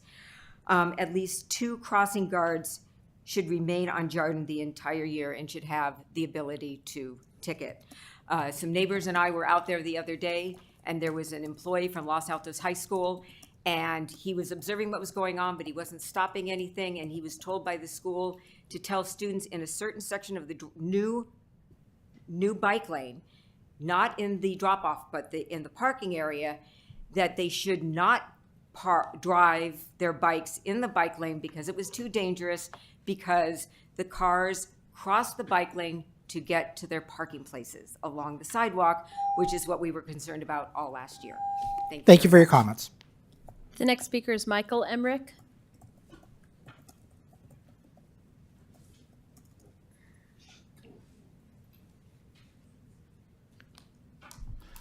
Hi, my name is Mike Emmerich. I live on Los Niños Way, or Ground Zero. The school and the school district has not been a good neighbor, and I'm hoping tonight will be a sign that it will change, because I noticed that the new superintendent from Mountain View High Los Altos District is here tonight, Eric Volta, and I think that's a vast improvement. Many of us have attended 2x2 meetings, city council meetings, complete street commission. We have sent emails, attended several school district meetings. Today, the district has not communicated with the neighbors, and once again, I'm hoping that will change. These are the same complaints that Town Crier wrote about in 2003, 2006, and 2010. The same complaints were voiced by the residents. This is an ongoing problem. The school has made small changes, including not charging for parking permits and adding additional spaces for the student. Today, they have 96 spaces. Mountain View, when compared, they have 237 unassigned spaces for their students. They have 243 permits issued.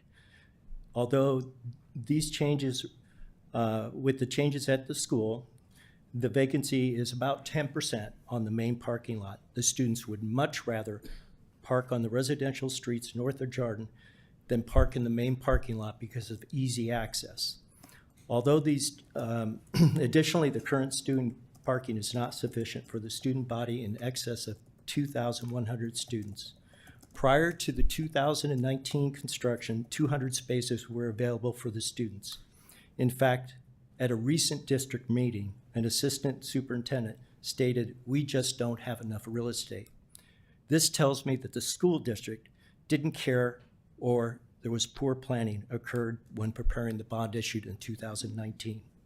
I am tired of the parking issue at the school. I understand the city council cannot add student parking, but you can do something about the parking around the school. I'm tired of subsidizing for the lack of parking at the school and the lack of communication from the school district. Hopefully this will change. It is time to make parking more equitable around the school by either having no parking within 1 block radius or consider restricted parking similar to the no parking restrictions during the school days from 8 to 2. Or have each block vote if they would like to have restricted parking. This process could be similar to the restricted parking that the City Council approved in 2006. Lastly, it is time to issue citations for bad behavior for those who block driveways, parking in front of fire hydrants. In fact, I saw a student who was a student driver who parked in front of a fire hydrant. Thank you very much. Thank you for your comments.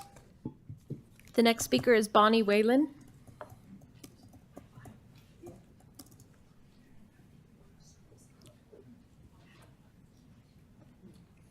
Good evening. My name is Bonnie Whalen, and my husband and I have lived on Distal Drive for 41 years, so you can imagine we've seen a lot of change. I'd first like to thank the council for hearing our concerns last year related to the safety issues on Jardin Drive and for approving the new striping scheme. It's a vast improvement, and we're seeing the very positive results. Already this year, I've noticed a decrease in the amount of traffic on Distal during drop-off and pickup times, and I expect that in addition to restriping Jardin, reopening the drop-off and pickup zone on Almond, as well as an increase in the number of student permits and making them free, those are all actions that have been largely responsible for this positive change. And it's still early in the year. The school has been responsive to our concerns, and I'd like to acknowledge their efforts. As for parking on the streets adjacent to Los Altos High School, it is important to apply a uniform policy. My first preference is to remove all no parking signs and equally share the burden of student parking across all affected residential streets. We typically have 1 to 2 students park in front of our house daily because we have 2 very large shade trees. And while it is sometimes inconvenient, we haven't really had any problems. We've benefited greatly from the presence of the high school. Both our children, of course, attended Los Altos High, and the presence of the school creates a highly desirable neighborhood for prospective buyers. I think the high school and the residents should be able to find a way to make to be good partners with each other.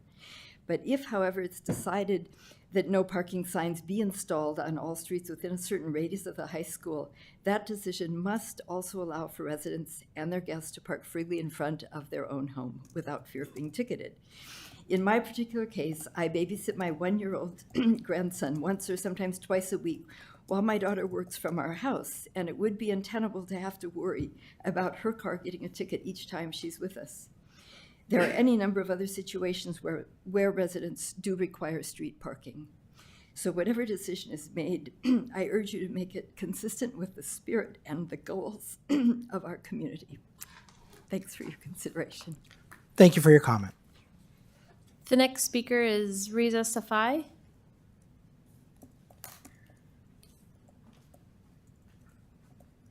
Hi, I'm Reza. I live at 396 Alicia Way. I'm right by the tennis courts, by the rear entrance to the high school. So we have signs around our house, and we actually were part of the process when the previous city council, where we petitioned as neighbors, contiguous groups of neighbors, to have these signs put in for the same reasons all the folks here are going through now. We had cars around our house all day. You could move McDonald's trash bags in our yard, and the parking signs really helped. I believe that the process needs to be equitable, and we should have equal parking everywhere, but I don't think the sign should be taken away, because it's like water will go and take the easiest path where it can flow. So if you take the signs away, the kids are going to park at the houses closest to the high school, and only those people will be affected the most. So I am a proponent of signs, but I believe there should be something that's equitable, and I also believe that we should be able to park in front of our homes, have contractors there, and not worry about getting ticketed. Like having something you put in the front window of your car saying, "I'm a resident, don't ticket me," you know? And you pay, and you pay, you know, you pay $10 for it, and if you lose it, you got to go pay again, and you know, something pretty simple that you don't have to manage or whatever. That's my input. Thank you very much. Thank you for your comment. The next speaker is David Williams. Hello. Thanks for letting me speak. My name is David Williams. I live on the corner of Jardine and Casita. Earlier on today, people mentioned that no left turn. That's right on the corner of my house. So the cars that are now forced to turn right will go down and then go around my house. And I have no problem with that. And I want to say that because people are saying they don't want the no left turn. And I think it's a good idea because if you go and stand on that junction at the busy time, which is at 8:25 in AM, if you stand there then, you'll see that people come down Casita and then they have to cross the oncoming traffic to turn left and right where the crosswalks are. So you can see that the purpose of it seems to be so that you don't have a car turning left onto people crossing. So makes perfect sense. So and the sign actually already has gone up. There it is. But I'm afraid you made a mistake. It's pointing the wrong way.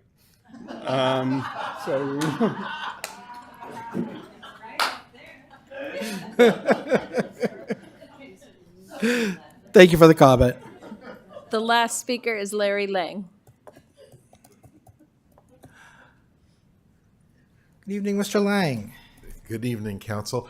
So this is sort of a meta issue, not about the parking, but I was listening to the idea about the private parking enforcement, which I think is a very creative idea and worth exploring.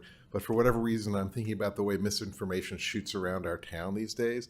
And I was imagining a Nextdoor post that said those characters at City Hall are unleashing bounty hunters who are going to slap residents with ticky-tacky tickets and get rich themselves.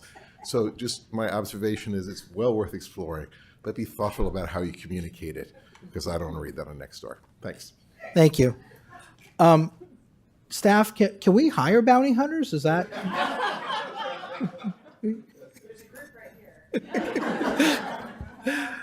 Okay. Are there any more comment cards, Madam City Clerk? There are not. Okay. And one final invitation for anyone who has not spoken yet. Would you like to come and address the council?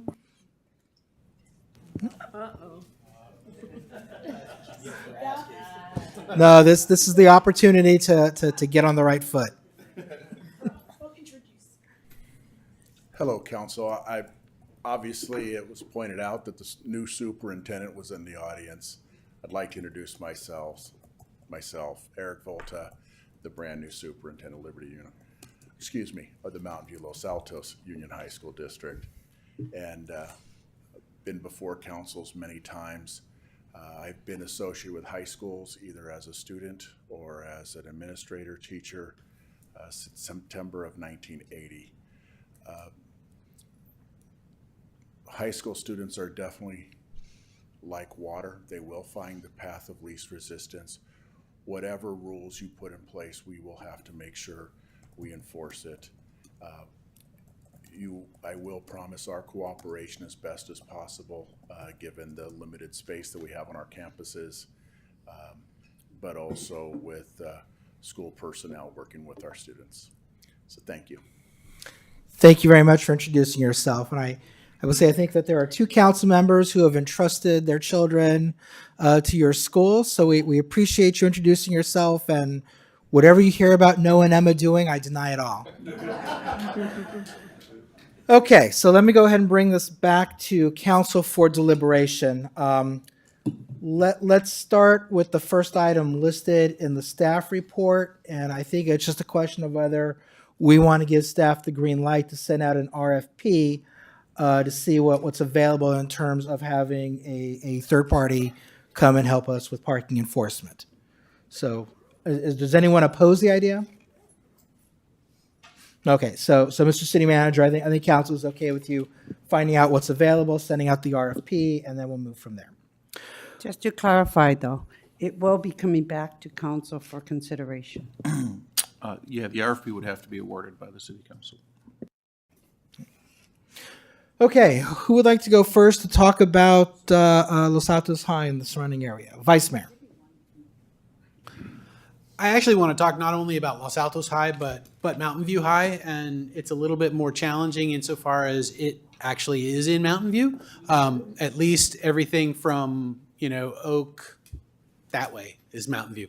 But I have a 15-year-old who rides their bike to school every day. And this morning I got a very disturbing text that said, I just got doored on my way to school. You know, A, should I go to the emergency room? And I said, no, walk it off. And B, the kid said, can't you do anything about this, Dad? Could we like have no parking on that side of the street so we could have a bike lane so kids could actually ride their bikes to school? So anyway, the problem doesn't just exist around Los Altos High. It's particularly acute there, but I've also spoken to residents on the streets behind Mountain View High, where we have the same issue with sort of the equitability of how parking is restricted. And some neighbors have restricted parking and some don't. So first, let me say, whether we take a parking permissive approach or a no parking approach, it absolutely should be equitable, and it shouldn't be one street has no parking and the next street over has permissive parking, right? So I don't know whether the outcome is going to be no parking everywhere or free parking everywhere. I actually think that the most fair solution, the most just and equitable solution, is going to be residential parking permits. That, however, is no simple matter. No simple matter to conceive of a fair program, nor is it a simple matter to implement it and enforce it. I will say, though, that my experience in Los Gatos, where I used to have a business partner that lived over there in the old part of town. They had residential permits. I would go over to his house and we'd work in his remote office in his backyard. And he had, permits that I could put on my dash so that I wouldn't get towed when I was over there. It costs those residents money and time to deal with that. But in the end, it is a fair distribution of the burden. And so I do think that we should consider that. And if my colleagues agree, I would be very interested in seeing staff study that issue and come back to us with some kind of a report on the possibility of residential parking permits. I will support whatever consensus emerges with regard to no parking or permissive parking, as long as it's equitable. And I think that should be our short-term approach, and our medium-term approach should be to give some careful consideration to residential parking permits, despite the fact that it's one more layer of bureaucracy that we all have to contend with. But unfortunately, that's life. Councilmember Meadows.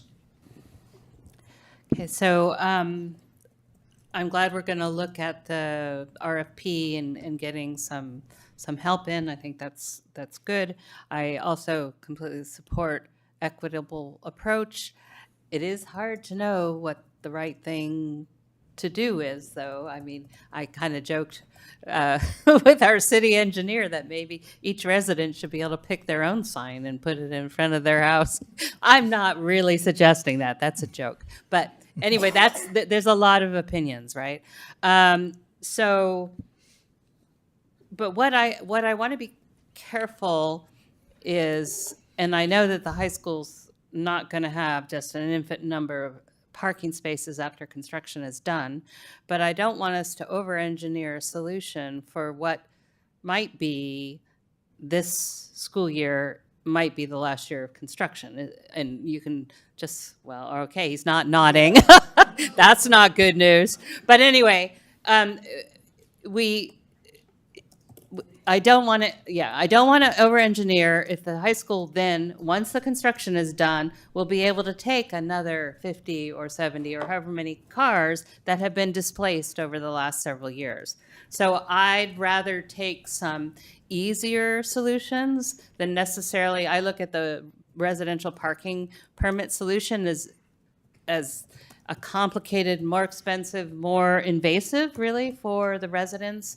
It might offer a better solution, but to me, that's one we would adopt if we knew we were going to use it for the long term. If we actually can take a more moderate approach and try that, and then when the construction is done and you take more cars back on your campus where they belong, then we might actually be at a more reasonable spot. So I don't know how we gauge it. Again, we don't have, I told one of the trustees myself that we were talking about this tonight, but they haven't really engaged at the council meetings, and maybe our new superintendent will take that. And we look forward to really working with the school, because we just can't do it alone. So my concern is, yes, we can have staff tell us about that, but I don't want to over-engineer if we're going to get some relief a year or two from now on the campus. So that's my input. Thank you, Councilmember. Councilmember Flagler.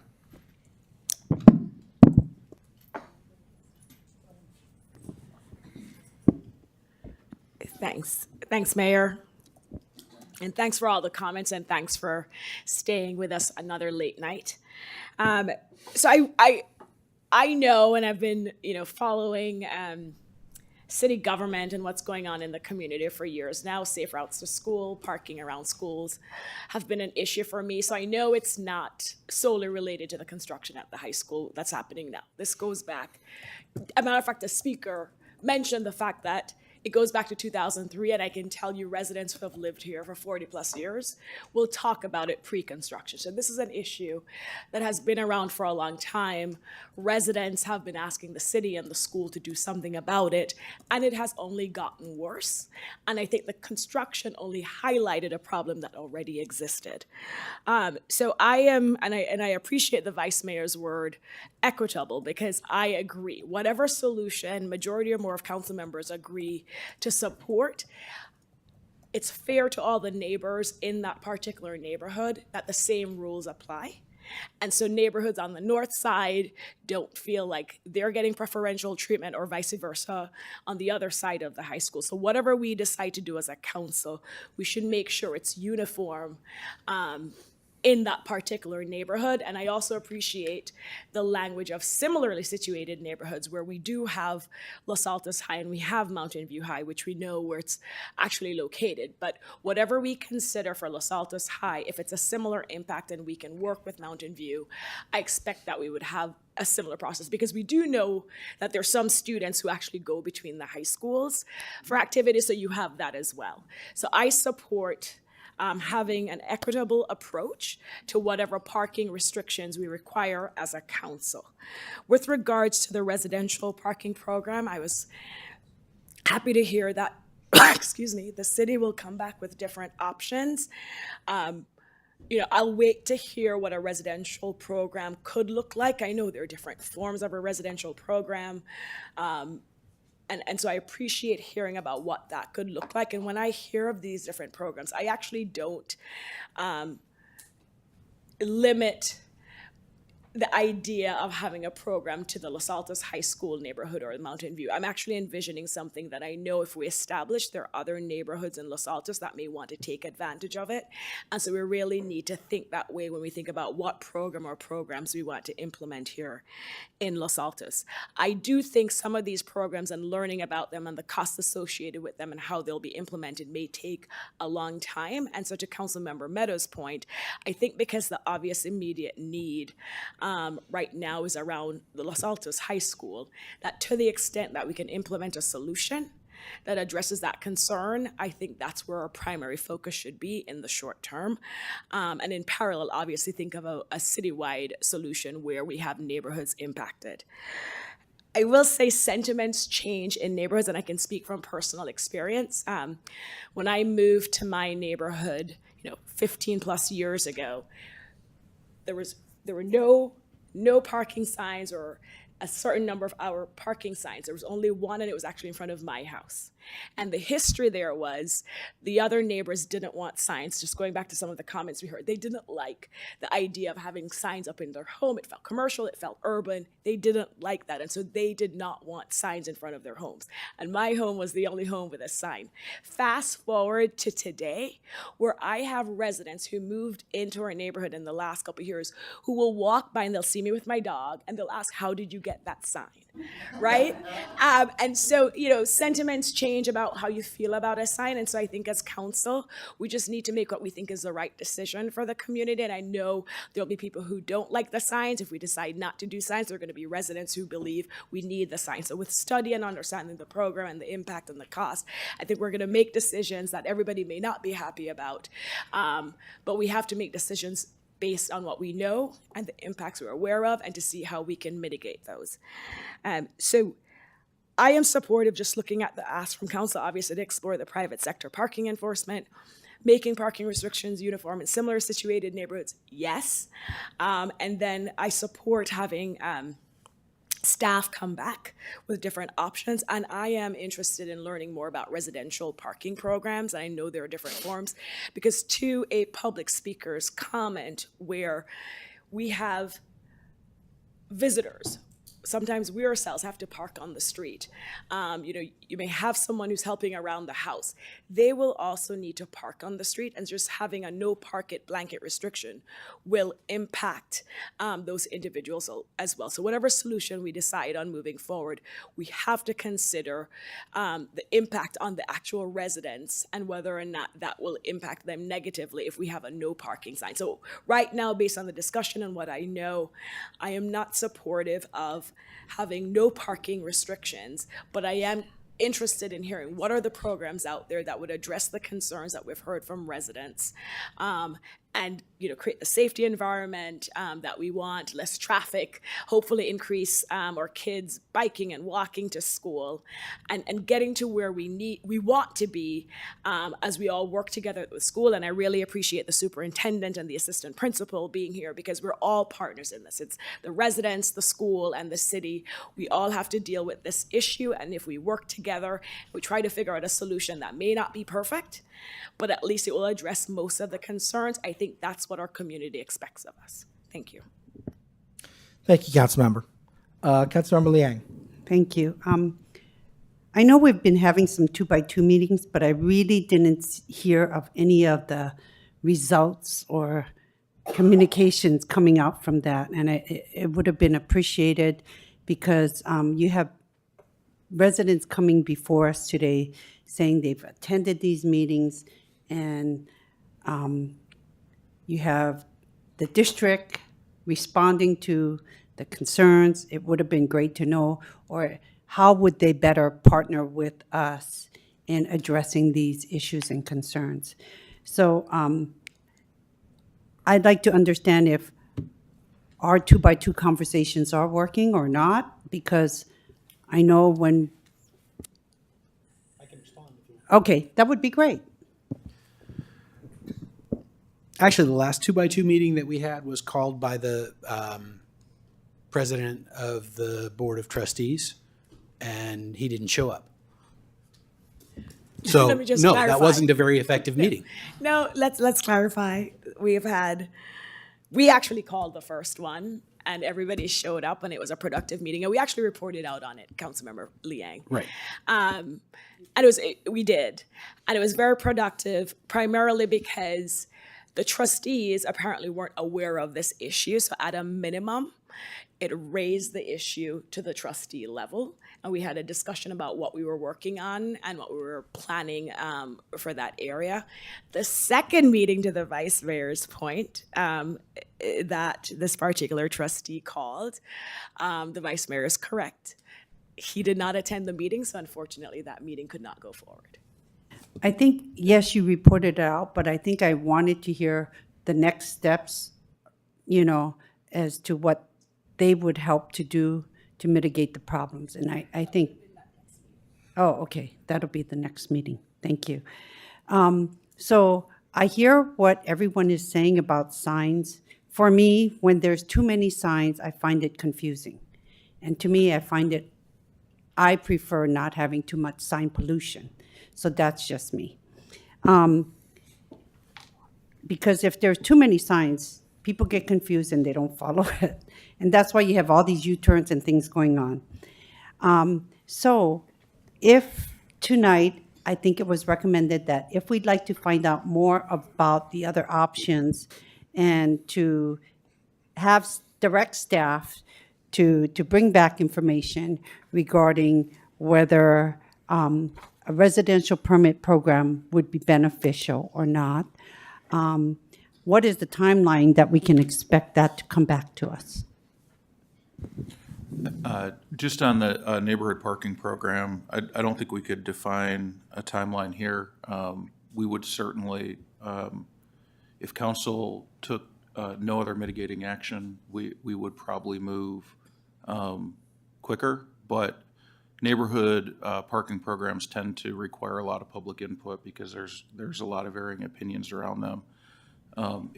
If council does direct us to do that tonight, we may want to consider as well an interim approach, so we have the appropriate time to study what a neighborhood parking program would look like.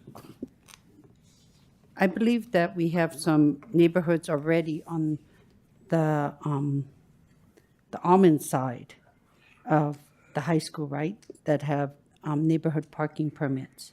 So I was just wondering why, no? Oh, they just have the no parking signs? I thought they had some streets there that had some. Okay, so I guess, but around Mountain View, did we have it around Mountain View High School? So around Mountain View High School, it's largely was the same approach that was applied here, where some streets have no parking, other streets have parking that's allowed, and the restrictions have not been enforced. So if you go out there, you'll see cars under no parking signs and cars on streets where parking is allowed. Okay, thank you. So it's definitely something that I think we need to have our staff look at. I just want to understand that we should have some uniformity and some consistent standards. And so I would look to staff to bring back some of the options that you would recommend that would address all the concerns about the residents. I mean, you've been hearing from them at all the Complete Streets meetings and have conducted other meetings. So I'm sure you already have some recommendations, and I think that's what I didn't see in the report tonight. So I either would like to see it agendized, and so when do you think would be the best time to agendize it for return for discussion? Okay, we're getting ahead of ourselves here. Okay. Let me go ahead and give my comments. One more thing. Then I would also like to encourage, Chief, if you could put it on your website, the PD website, to inform people and educate people about the daylighting information. Thank you. Okay, thank you, council member.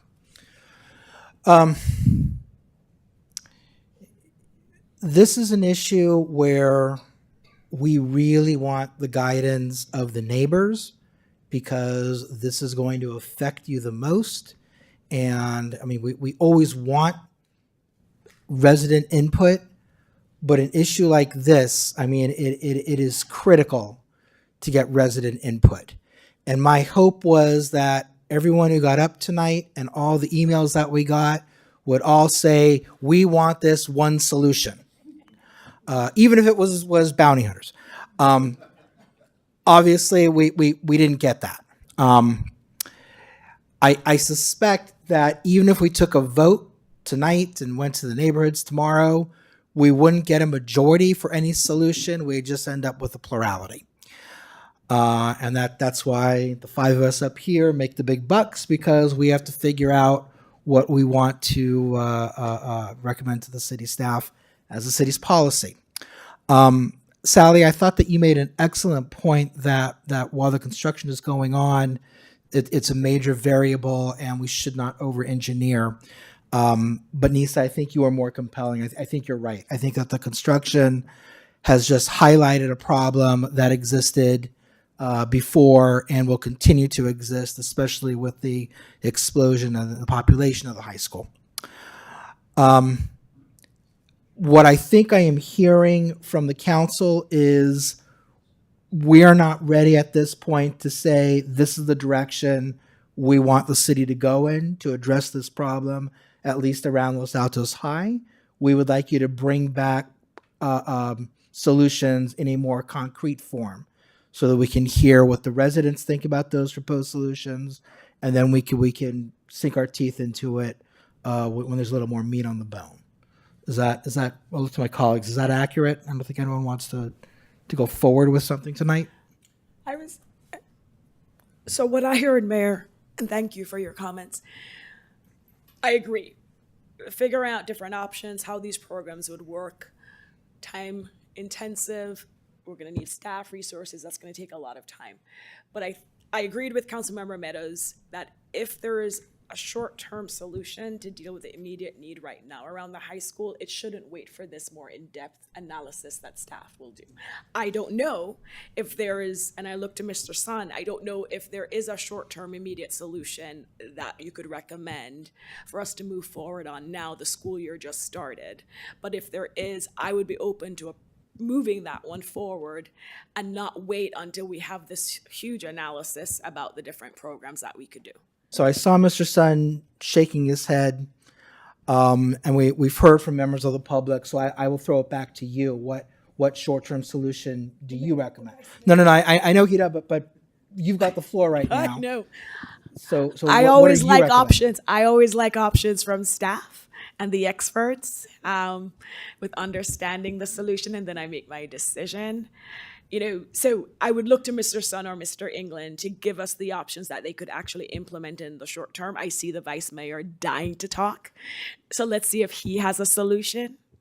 Well, how about the solution that Mr. Song recommended, at least as a short-term solution, which is to say we equitably place no parking signs on all of the streets that are proximate to the high school?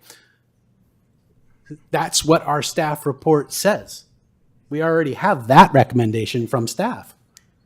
So I would support that because that's the only option that we have that has at least been vetted through that staff process and has been thought through and is recommended by the professionals that we pay to make those calls. But I don't think it's a long-term solution. I think it's a short-term fix that we need to pursue with alacrity. I don't want to kick the can down the road one more cycle of meetings just for our short-term solution. I think we owe the residents a response yesterday, if we could, but we can't turn back the clock. So I say for now, we implement Mr. Sohn's recommendation, and then separately, staff begins to look at longer-term alternatives for a parking plan. All right. Are there two members who are in support of that? So can I? All right. Council member? See, that's why I like solutions, so I can weigh in. So my concern, and thanks, Vice Mayor, for putting that on the table. My concern aligns with some of the concerns we heard. If we do a no parking, what about the residents themselves, their visitors, employees they may have coming to their homes? They will also be impacted. Here's an idea, and I don't know the cost associated with these signs, but what about 2-hour restriction signs between 8 a.m. and 4 p.m.?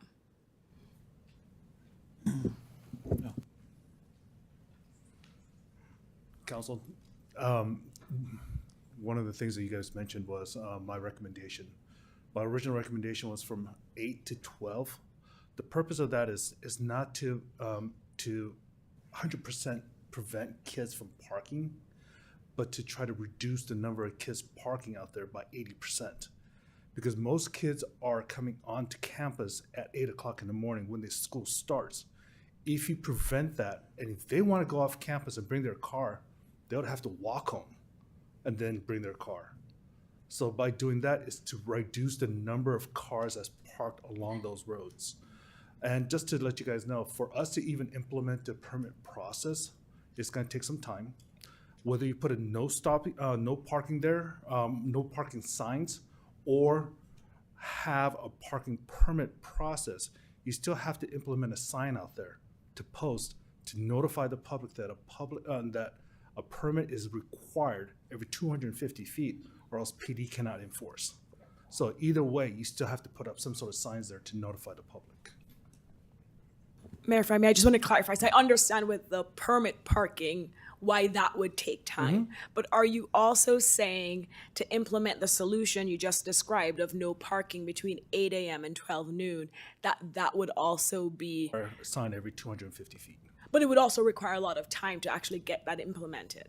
Well, basically, it would take a matter of ordering the materials, and having the necessary manpower to install it, basically.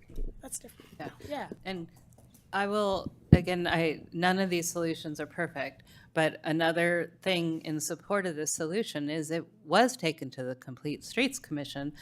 So there was public input on it. Again, it's mixed. They declined to accept a record. They declined to really do They didn't wanna anything take action. else. And so it has been vetted, albeit, there was no adoption by that Complete Streets. But it's the most vetted solution we have. It's something that can be done as quickly as ordering. We can assess it at the end of the school year and see pros and cons, regard them as temporary for the next 9 months, and then we'll have the analysis on the permit parking. Okay, so I'm seeing 3 heads nodding. I can get behind that as well. So I think that's the direction that council would like to go. Perfect. Thank you, Mayor. Okay, this agenda item also allowed us to discuss other options for parking control measures as necessary. Are there any other issues that people want to discuss? Councilmember Liang. I'll suspend the rules, yes. My only comment is, he said 8 to 12, but we were trying to be consistent, so 8 to 2 is consistent. That's one thing, I think that's more fair. My other comment is, just speaking to one of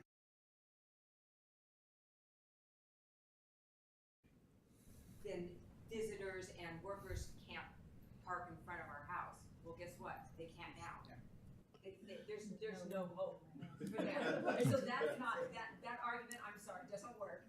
But I would really beg for at least the 8 to 2 to be consistent with the other streets, because we talk about signs being confusing. You add yet a different sign with a different set of times, makes it even more confusing. Okay, Director Fairman. One way to address the residents' concern. I'm sorry, there's a lot of noise in the room. I just ask everyone to please keep quiet. Thank you. In the city where I lived, where there's parking restrictions and there are signs for the residents, there's a permit that you can hang in your mirror. So, for example, if the parking restriction is 8 to 12, but the residents have, landscapers or family members that come in there, if they have a sign that is hanging in their mirror, that would allow them to park. So that's one solution. Thank you. Any comment from staff on the wisdom of making it 8 to 2 instead of 8 to 12? Right. So we have non-uniform already on the south side of town. I think if council wants to move forward as an interim solution, we would use the recommendation that we made to the Complete Streets Commission. We would revisit it, obviously, at the neighborhood parking discussion and also at the end of the school year. Okay, I think it's a compelling argument. Thank you. Councilmember Flagger. No, I agree, and thanks for that, Mr. England. And I want to make sure that I understand what's happening. Are there streets, Mr. Son, in the neighborhood that currently have no parking 8 to 2? And if so, would we then change those signs that consistent throughout the neighborhood, everybody's 8 to 12? Currently the no parking limitation varies depending on what part of that neighborhood you're at. If you'd like to change it to consistency, we could go ahead and do that. So I think we would leave it alone during the interim period. Oh, okay. Right now, again, when this came to Complete Streets Commission, we looked at it as adding parking restrictions. We didn't really look at it in a holistic view citywide. We have different parking restrictions in different part of town or on different high schools on different streets. So again, absent different direction from council, we would do the recommendation. Yeah.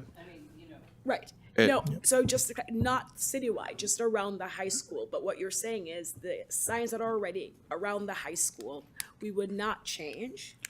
We would just add these new signs. Absent different direction from council, yes, because we haven't engaged that community at all on any changes. And I wouldn't want to do that tonight without having time to talk with them as well. Councilmember Liang. But how about that program that Director Fairman just talked about? All right, so hang on a second.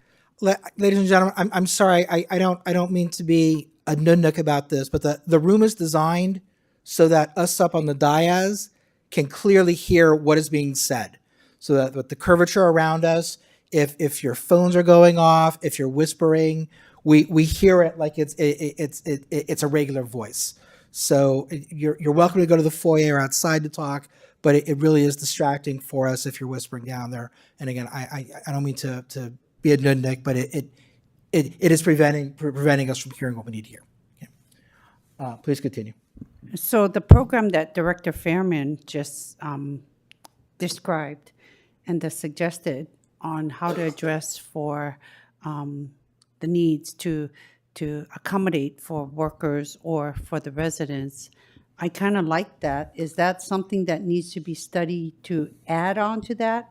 Or is that something we can? And any, Customer Leang, any neighborhood parking proposal, we would appreciate time to study and look at alternatives. Okay, so, yeah. So I would like to consider doing that study and getting staff to provide more information coming back. Yeah, we have that direction. Okay. Is there any other direction that staff needs from us? No, Mayor. Okay, then I think we are done with this agenda item. Thank you all. So the next item of business on our agenda is to select a Cal Cities voting delegate. Let's recess for about 1 to 2 minutes so people can clear the room if they want.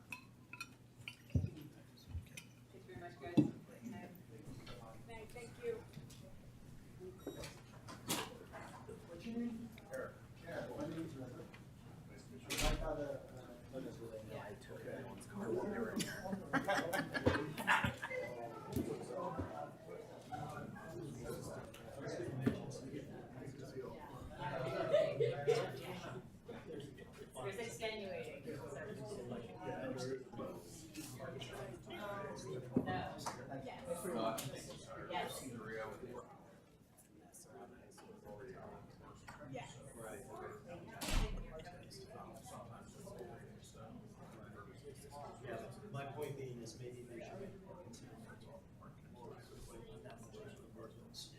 Yeah, we look at that. Oh, okay. Somebody told me that, so I wanted to, I didn't want to say it until. Thank you for coming tonight. I'll look at it. And the other one, there's like that.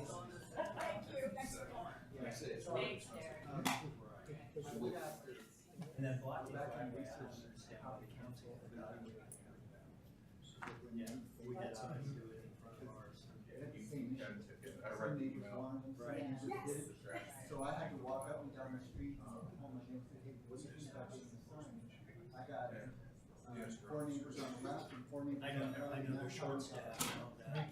So I admire the fact that you're trying to get it private. That's all they do is. That's all they do. They'd be busy. Yeah. I think they'll be busy at the beginning, but at the end.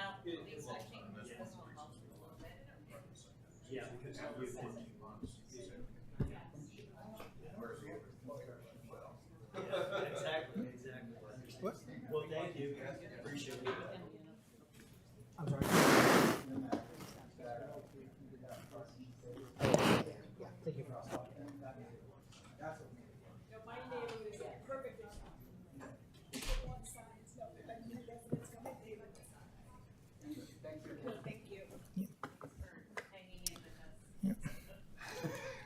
Okay, it's 11:10. Let's go back on the record. We have one more item on our calendar, and that is the selection of a Cal Cities voting delegate for the convention in October.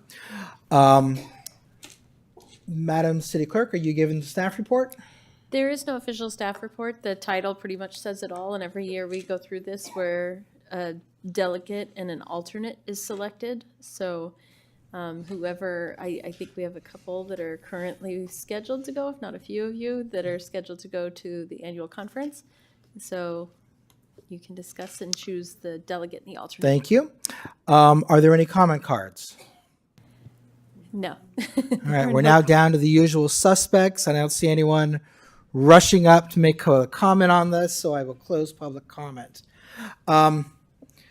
Typically, the city council appoints the mayor to be the voting delegate.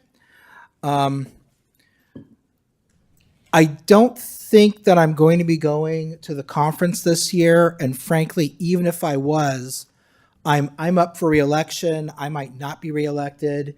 I think that it would be terribly inappropriate for me to ask the city to pay for my travel expenses and my registration expenses when I may only be on the council for another couple of months. So, given that if I go, I will pay my own way, but I can't commit to going right now. So I will pass on being the voting delegate. I will look to my colleagues to see who is planning to go. Okay, so Councilmember Flagger, Councilmember Liang, are you going to pay your own way to go down, or? I know you're off the council too. I'm not going to answer you. Okay.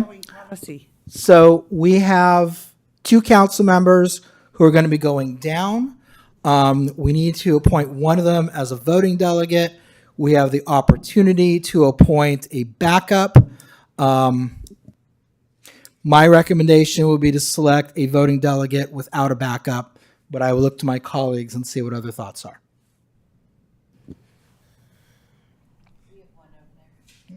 Councilmember Flagger. Thank you, Mayor. I'm going to volunteer to be the primary delegate. Because I'm on the Cal Cities board, I have to stay till the end anyway. So I have to sit through the whole voting process and be there. So I'm happy to be the primary delegate. Okay, and I will second it or make the nomination, however we want to do this. I'm seeing the vice mayor nodding his head. Sally?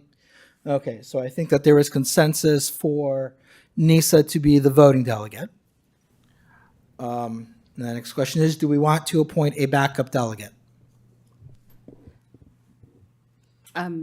Well, Mr. Mayor, it's an interesting disclaimer you made, but if you were willing to go down, and as mayor, we usually select, and whether you pay your own way or not, if you chose to go down in the circumstance, I would rather you be the alternate as mayor, because in fact, you should probably really be the primary. We've never, but I'm willing to, and he's not certain he would go down, but I think in the case if you might go down, particularly if you needed to fill a role as the alternate voter. So I would actually probably suggest you, but. Okay, I'll take on the role, and then I'll be the alternate if I go down. And the mayor and I have done this before where I was the primary and he was the backup. And it worked out well because I had to leave early, so he had to fill in. So who knows? Who knows? I mean, okay. Yeah. But Right, I so- will say I agree. I mean, I don't think either of you, I mean, whoever's going to the our policy says we can all go. So the city will pay all of your ways to go. So, I mean, that's our policy. So, Policy doesn't yes. say for somebody who may or may not be reelected, we will. No, I understand that, but I mean, it would. If you should.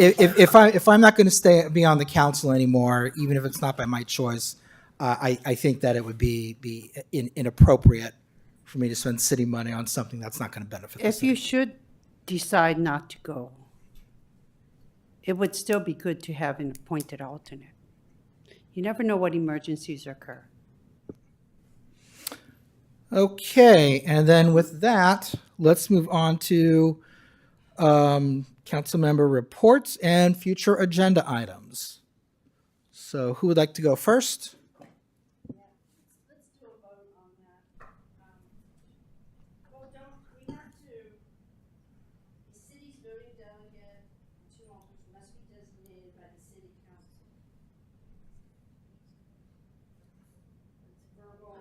All right, I move that Nisa be the voting delegate and that I be the alternate to Nisa. Second.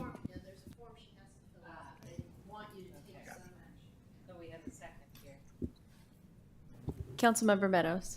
Yes. Councilmember Liang. I'll abstain for being so offended. Councilmember Fliger, Yes. Vice Mayor Daley, Yes. Mayor Weinberg. Yes. Motion carries 4-0 to 1 with Councilmember Liang abstained. Okay. Does anyone have any future agenda items that they would like to propose? I would. Councilmember Liang. So I think some of the parklets in downtown are encroaching too far into the streets. And I think that, I know that the city manager's email tried to address it, but I think it would be great if we can agendize it for discussion, because I'm concerned that it would take an accident to occur in order for this to come back to council. But I mean, it's a problem right now, and I hope we can either. Okay, let's not get into discussion. So is there a second on bringing the parklets back to council? All right. Do you have any other proposed future agenda items? I just want to ask the question of the city manager. I assume you all will assure that there's nothing encroaching, correct? That's correct. The complaints we received, there's actually 2-foot greater clearance than what was permitted by the fire department. Okay, thank you. The other thing is, I believe some people asked us to entertain a resolution. Do we want to consider that or add that to our next agenda? Okay. Is there a second to the council considering the resolution that was discussed by members of the public earlier today? Okay, no second for that. Okay. Okay. Any other proposed future agenda items?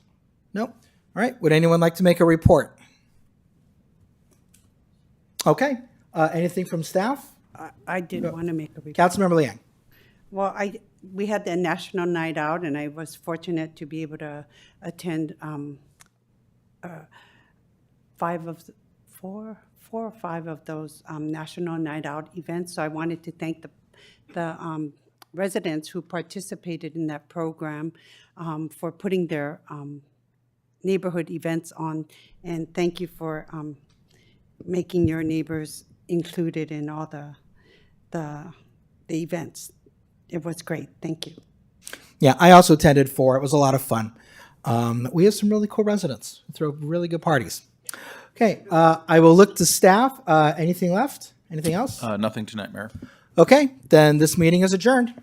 We'll see you tomorrow.